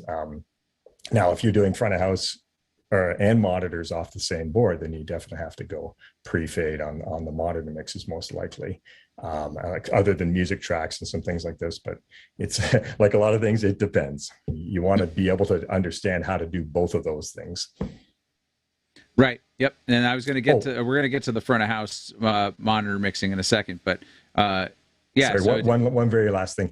I often do split channels too. So one person may get a sound of an instrument in uncompressed, let's say, to their own ears. other people in the group may get a highly compressed version of that instrument, so that as that person's being very dynamic, it doesn't go up and down in their mix.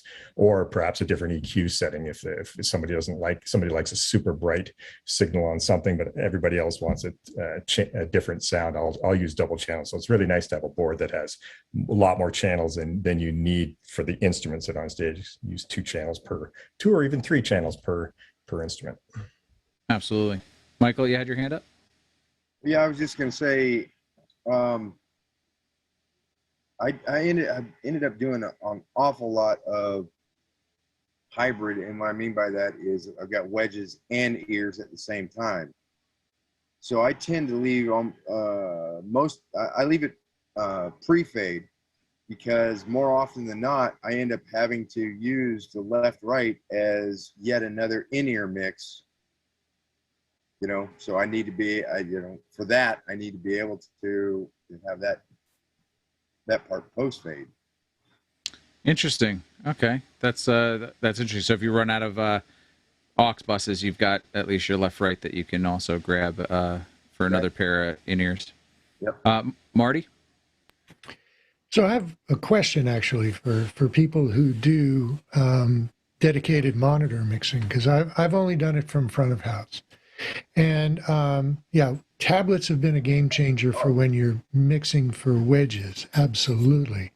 But when you have a band who is all wearing in-ears, that's nice, because theoretically you could be hearing what they're hearing, right? But how much does the model of in-ear that you have versus what they have matter? I want to add one more thing to that. Bone conductivity. You do not possess their bone conductivity, how much they're hearing their own voice in their own head, if they are a singer, for example. Or maybe even a horn player. I don't know, but it seems to me if you're playing a horn instrument, anything with your mouth, that also could contribute to that bone conductivity that you can't get by just wearing a pair of headphones or in-ears listening to someone else, that person's mix. Andy Brown, you got something? Yeah, once again, it depends. If you have artists who are highly skilled at knowing exactly what they want, and they have different in-ears than you do, you let them tell you what they want. I want more 10K on this thing. Okay, let me give that to you. Don't worry about what you're hearing, because they know what they're doing. If you're doing something though with an artist that you're taking care of all of it, it really is terrible to not have the same exact model that they're using. So I try, whenever I'm working with an artist, and especially if it's a star artist, whatever in-ears that they're using, I want to have the same model. So if it's a long tour, I'm going to ask that they get me a set of those if I don't have them already. I do have a large selection of them already, but if I need to watch an artist who's not taking care of their own mix and possibly isn't very adept at telling me frequencies and very specific things about their mix, I'm going to want to get a pair of ears that are the same as them, so that I can make sure. Whereas the people, possibly the backup band, is more okay with doing their own thing or taking care of their own mix or telling me more specifically about what they want. So once again, it really depends. And you could have a band where 4 or 6 members of the band with 3 different model in-ear pieces. And so first you may be needing to change your in-ear depending on who you're monitoring for. And then mentally you've got to keep track of who wants what.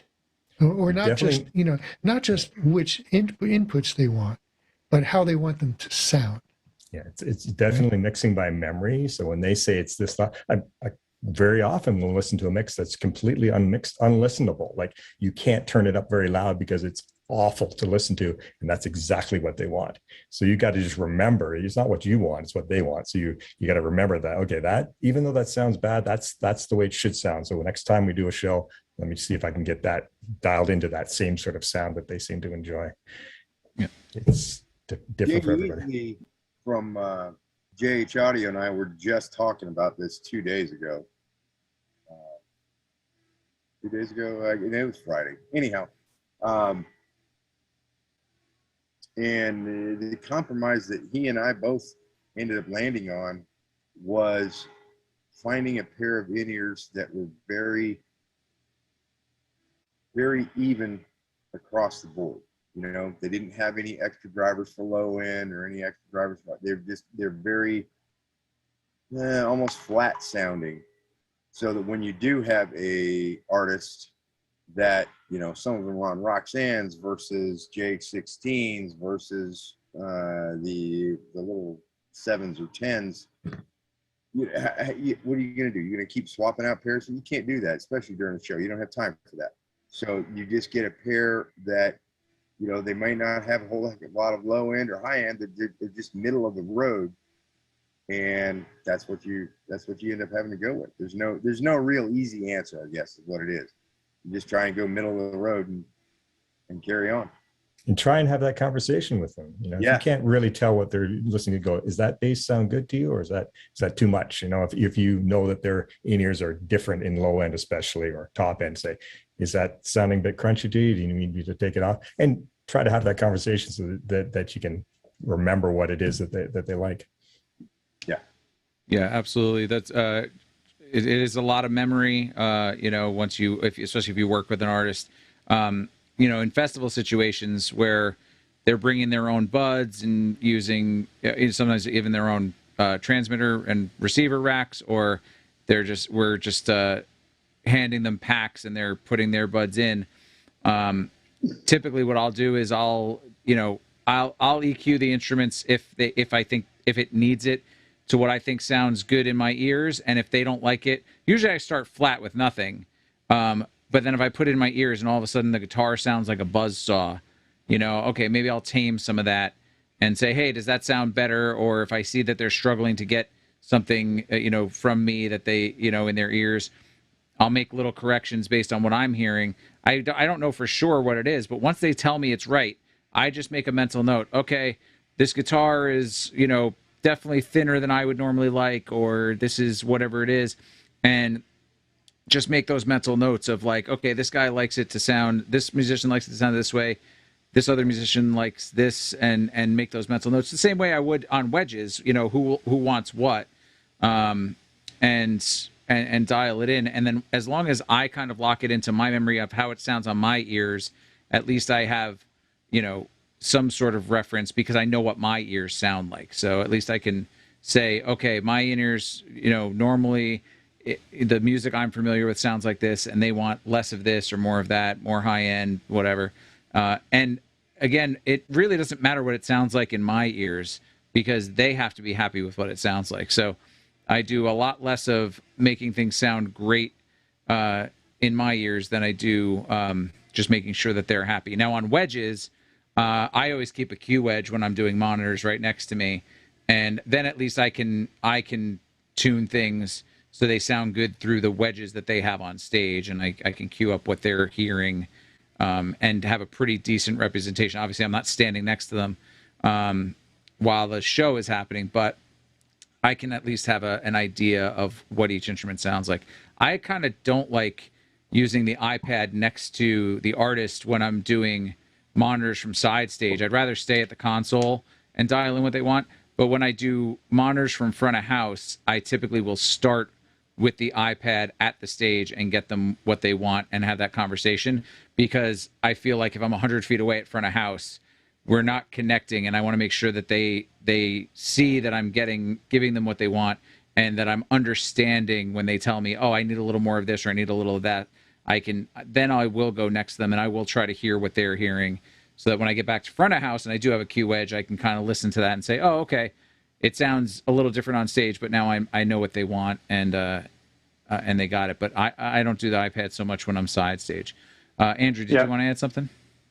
Yeah, I was just going to say. Andrew or Andy? Oh, sorry. Andrew Broughton. I had my hand up. Sorry, Andy. Couple of things. The idea of mixing from memory is not a new concept. Obviously, lots of us have been in a room where you can't hear what the audience hears. You're in the back of a theater, or you're offside or something like this, and you need to walk out and have a listen and go, oh yeah, that's what the bass sounds like. That's what this sounds like, and then go back to your mixing position and go, oh yeah, now I got to remember that even though the bass doesn't sound good here, I know it sounds okay over there. Same thing with wedges. Even if you have a listen wedge, you're not hearing the amplifiers that are on stage. You can't hear those. So you have to go out and listen and go, oh, I remember what that sounds like. Now, when I cue it up in my wedge, I know that I'm missing some of those things that are already happening acoustically on stage.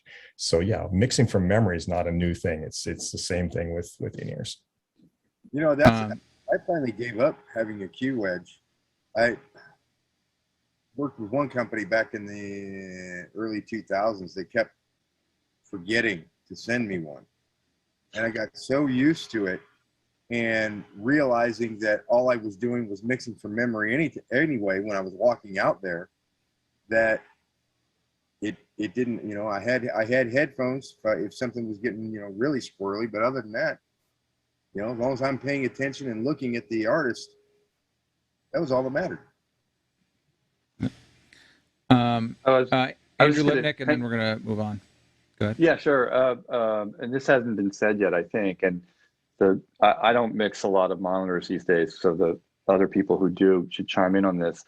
But in my knowledge of this is that when there is a tour and the artist loses their monitor mixer who they trust, it's a big deal to bring someone else in.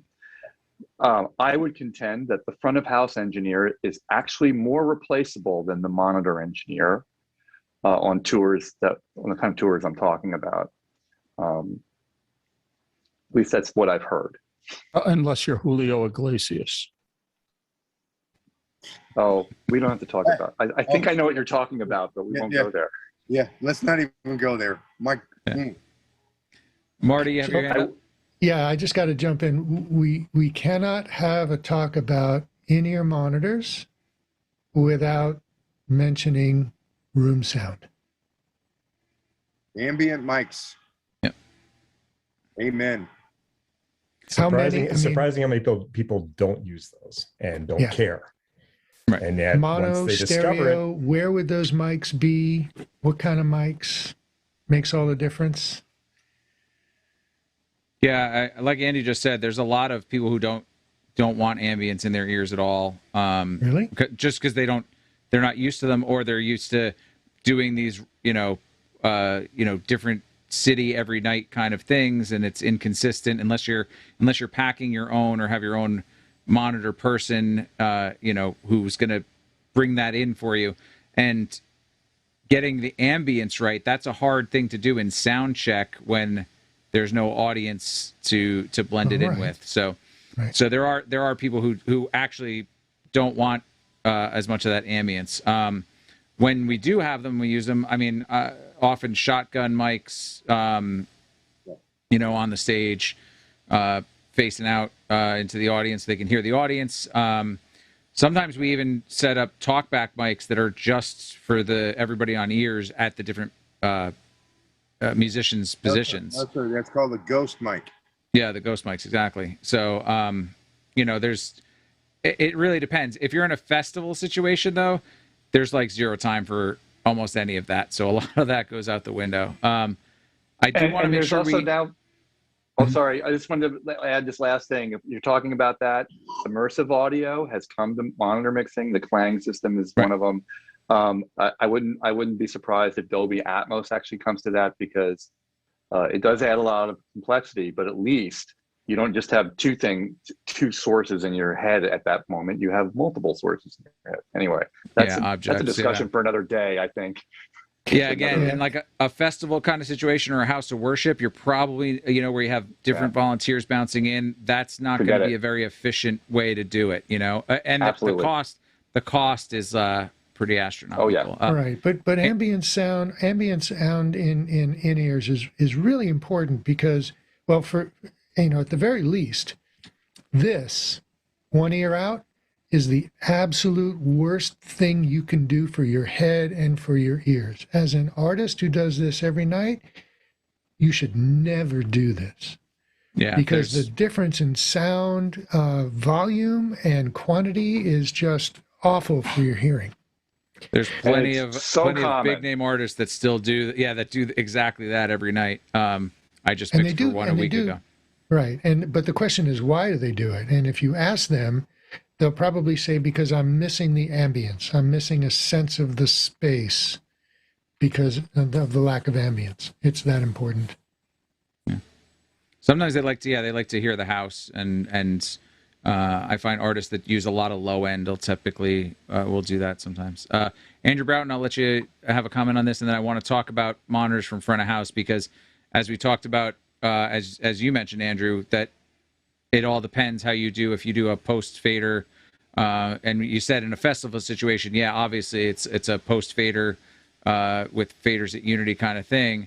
Front of house, you alluded to earlier, when you're doing monitors, is a little bit different. So I'll let you have your comment, and then I want to talk about front of house monitor mixing, and then we are going to wrap for the evening, I think. Yeah, very quickly about ambience. Like a lot of things, really depends. If a person's a real studio cat, a lot of times they don't want to hear any of that stuff. They just want to concentrate on the music. Other times when they're rock stars, they want those audience mics up as loud as they can go all the time, just blasting away, because they love to hear the adoration. But it's all over the place. And I find position-wise, I kind of like to get them closer to the middle. And if I have enough budget, I'm going to get ambient mics on their mic stands and actually mix in the ambience for the people. I mean, you can just go crazy with these things. If you're not just trying to get audience, but you're trying to get room sound that's there all the time within their mix, then do it, at their positions if you can, and blend that in. That's getting pretty fancy. Yeah. Yeah, that's definitely a bigger deal than run and gun kind of one-off kind of shows, if you're not touring with it or not prepared for it. So, let's talk about mixing monitors from front of house. Okay, so we talked a bunch before about all these other mixes that we might be doing at live events and houses of worship. You might be mixing the worship bands from front of house. And, one of the things Andrew Broughton mentioned earlier is how he would set that up typically would be from a pre-fader aux send. Is that kind of the consensus among the panel? They can't see you, so I'll hold on. We'll give everybody, is that a thumbs up from everybody? Yeah. Yes. Yeah. So we're mostly... It depends. So... you know what? I'll agree with you on that. So, worship band kind of thing, or a musical act where you're mixing them from front of house, I'm typically almost always going to go. I can't think of any situation where I wouldn't do a band with a pre-fader aux. One of the things we mentioned earlier on the corporate side was like an on-stage foldback for like Q&A, where it's a stage, but I would mix that as a post-fader aux because I don't want those Q&A mics to be going to the people on stage all the time. So I do agree that it does depend on what you're doing, but let's take for concert kind of thing, if you have to do front of house and monitors at the same time, when would it depend? It looked like Michael had something to say about I can't think of a situation for post-fader. So is there something you had in mind there, Michael? I had, and now you kept going on, and I lost the train of what it was. All right, well, the two Andy, I'll go with Andy Lipnick first this time, since last time I let Andrew Broughton go first. Go ahead, Andy. Okay, a couple of things. One is, the thing I love about iPads and digital consoles is if you're mixing from, like you alluded to this earlier, if you are mixing from front of house, you automatically have a monitor position right off the stage. And I did a show where I was that guy, and there was a separate person who was mixing front of house. And there was another show, and I have a picture of this somewhere. It's an hysterical picture because it's this enormous stage with this big band on stage, and there's this little podium with an iPad on it for the side of the stage. And that's what we did. That was a budgetary thing, though, more than anything else. The other thing I was going to say is that, some engineers have this rule, and I subscribe to it. Any more than 4 mixes, no. It's got to be a separate monitor desk from the side of the stage, because there is just the law of diminishing returns. You're stretched too thin. It's not that I couldn't do it or someone else couldn't do it. You certainly can. But if you're trying to make a good experience for your audience and for your band, there are limits. There really are. You shouldn't be operating at 100% all the time. You should be operating at 75%, so that when a troubleshooting issue arises, you have some bandwidth for that. Or if you need to make a change to one thing, you're doing it very quickly so you can get back to mixing for the audience, things like that. Now, I will say this, saying that 4 mixes is the maximum. And I've done shows where I'm like, how many mixes? 4, okay. And I get there and they're like, we have to have 5 mixes. And you can either be a jerk and say no, or you can try and accommodate them and just stretch yourself a little thin.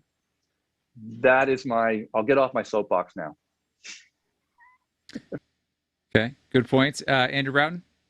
You were asking about pre versus post. Again, is it static or dynamic? And if it's a dynamic mix, you may want to have some things where people go, if it, again, in-ears, if they're going, well, I'd like to hear the guitar solos louder than when they play them. Okay, no problem. I'll put that post fade. Or if it's tracks, if you've got tracks, you want to fade those tracks out. You don't want those to stay blasting in the monitors. If it's wedges, especially, you want those to fade down as you fade them out at front of house. So some things, a lot of things, especially on wedges, could be thought of as static and stay pre, but there are a few exceptions that you may want to have on post fade. Yeah, I'll agree with you. Tracks makes a lot of sense to do post fade. Yeah, I'll give you that one for sure. Rick, you have something to say? Well, yeah, I was going to ask the Hive, when you're doing something like that, like at a worship setting, do you mute channels in when they're not on? Obviously, the bigger consoles and mute group is not that big a deal, so that they're not hearing stuff on stage. Let Marty. Well, you had your hand up before that, but if you want to answer, I can. Yeah, well, if an instrument is not being used, if an input is not being used for the entire song, it'll be muted. If it's a vocal mic that has one part, like in the middle of a song, I'll mute it before and after, but it's not something that I want to have to remember generally. So in mixing for church, I generally encounter, or not generally encountering, professional musicians playing for church. They're often very good, but not necessarily professional. And I might set up a number of monitor mixes, all on wedges, and I will take my tablet after getting a house mix during rehearsal, a good house mix, which is where I'll set my preamps. I'll go up to the stage and mix each of the monitors, and continue the rehearsal. And I will make changes based on requests from the performers. But once the service starts, unless somebody, really catches my attention and say, I can't hear something or it's too much or something, it'll be static. The only time I'll change a monitor mix is if I had to change a preamp setting, because I will change everything, through the board, and I'll go in and recheck the monitor mixes using my headphones. But other than that, 90% of the time, my monitor mixes, once I get them set up, they're static. And so they would be, for any of the inputs that are coming from the stage, they would be preamp, a pre-fader, and they would be static. Now, pre-fader, but post mute. So if I mute the channel, that channel mutes in the monitor mix. But other things like the pulpit and wireless pastors and playback and all that, those would be, that makes sense to make them post fader, so that as you making changes on your house mix, that they're reflected proportionally in the monitor mixes. Oh, great points. Actually, the more question to my point was whether you're a bring faders down when they're not in use or a mute button person. I guess it'd be. Oh, mostly as far mutes. as the pre and post, So. Yeah, mostly mutes. For me. I bring the fader down. It's a visual thing, and very early in my career I used mutes, and then I had a Broadway sound op who was consulting on a show I was mixing. He's like, no, use faders, and he taught me that trick that a lot you'll see on Broadway if you ever watch them mix, is they snap the fader up to 0, and I practiced that. But mutes absolutely have their place. Mute groups, not automating, but grouping mutes, all that stuff absolutely has its place. It's an operational choice for sure. But if it's just general, is the channel up or down, it's on the fader for me. Yeah, that's so. For things where I'm using post fader auxes for returns to stage, I'm doing fader rather than mute. Like Andy, I prefer to use my fader. With bands, though, if I'm doing from front of house and using pre-fader aux sends to send the monitor mixes, then I'll use mutes for exactly why Rick just mentioned, so that those things aren't going to the monitors if they're not in the house. Where that changes is in changeovers between the bands. What I'll do is I'll bring the faders down so that I can talk to the artist on stage and they can hear what they're getting back in the monitor. If we've got house music playing, for example, in a multi-band kind of situation, and we're just getting them kind of checked, then I'll bring the faders down so that they can still kind of get their monitors going. Channel safes are a nice feature too. Like the MC, channel safing that, so that if they ever have to talk, you don't have to worry that you've accidentally muted them to the PA. Right. While you're doing the changeover. Yep. Andrew Brown, you got your hand up? Yeah, even when you're doing monitors from front of house, do your best. Try your best to split your channels so that you have separate channels for monitors from front of house. So then you can do that thing what you're talking about, where you can you turn the monitors on, but leave the house off and do some of these switch back and forth things. Yeah, no. It when you have that luxury, yep. But I think as Rick and maybe Marty were talking about in maybe a smaller setup or a house of worship where maybe you don't have all those resources, you got to be creative and again, all these things we're talking about is think about your gear, think about what you're trying to accomplish, and understand what's going to happen when if you mute versus if you pull the fader down. Are you pre or post fader? So these are all important questions in planning that we need to go through. And everyone wants to be the front of house mixer, and sometimes we get lost in the how are we going to do our left-right mix and what matrices are going to feed what delays and fills and all that. And then all that other stuff kind of gets pushed to the side until all of a sudden you're like, oh, well, now I got to come up with this feed. Now I got to come up with that feed and I got to do this. So pre-planning, I think, is a big thing that'll help you. And, understanding what the limitations of your gear are, what all the possibilities are, and thinking about these workflows and putting thought into it before you're just kind of thrown into the fire. I have a system for pretty much every type of gig I do. And it just lets me be more efficient, I think, in my workflow. But cool. Well, we got. Go ahead, Michael. What was that? I said, remember, digital bit depth is an important factor on these digital consoles too. And the more that you try and ask them to do front of house and monitors and eat up possible, grouping for you to be able to do your mix properly at front of house or at monitors. Either way, you could be robbing the other side depending on which side you're working on. Asking, for example, if you're using a Behringer X32, out front, asking for a Behringer rack, I don't think should be out of the realm of possibility. It's $800 bloody dollars, you know. Just my 2 cents. Right. Yeah. If you can afford the tools, then get the tools you need. Absolutely. And if it's going to make your job easier and provide a better product to your clients, to the artists, to the talent, all the stakeholders, then make the case, and hopefully the budget gods will rain on you. Well, think about it. It's less expensive than buying Smart 8. Yeah, that's true.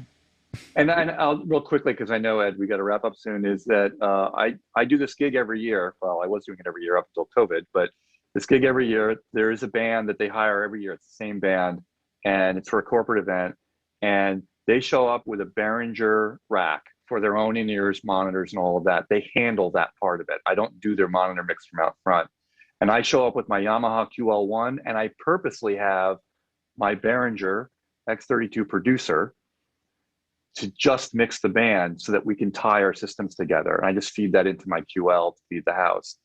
And I wouldn't do that otherwise, but that band is making my life a lot easier. It also means on that show, we have a very quick turnaround time. We don't have a lot of time to sound check the band and do all that. It's what makes that show work, is that band shows up with their own monitor rig, ready to go.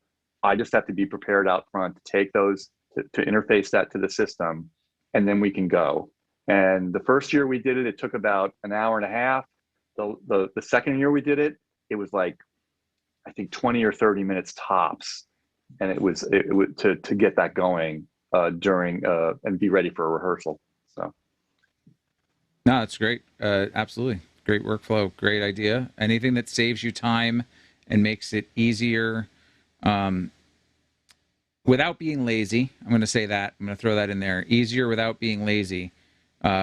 Easier that doesn't diminish the quality of the show. Maybe a better way to put that, but absolutely all for it. So we went over time, but this was a great conversation. I'm glad that we had it. Omar, do you have anything else? I don't know if there was any questions left or if you wanted to add anything. No, I was too intent in learning from you guys today with the audio stuff. Being a video guy and receiving and mixing my, knowing what I know, clearly some of the information I might have given out may not be accurate. So thanks for dealing with the video guys out there, because there's definitely more going on under the hood than I realized. And I appreciate the lessons. Great. Well, thanks, Omar. Thanks for handling all the questions tonight. And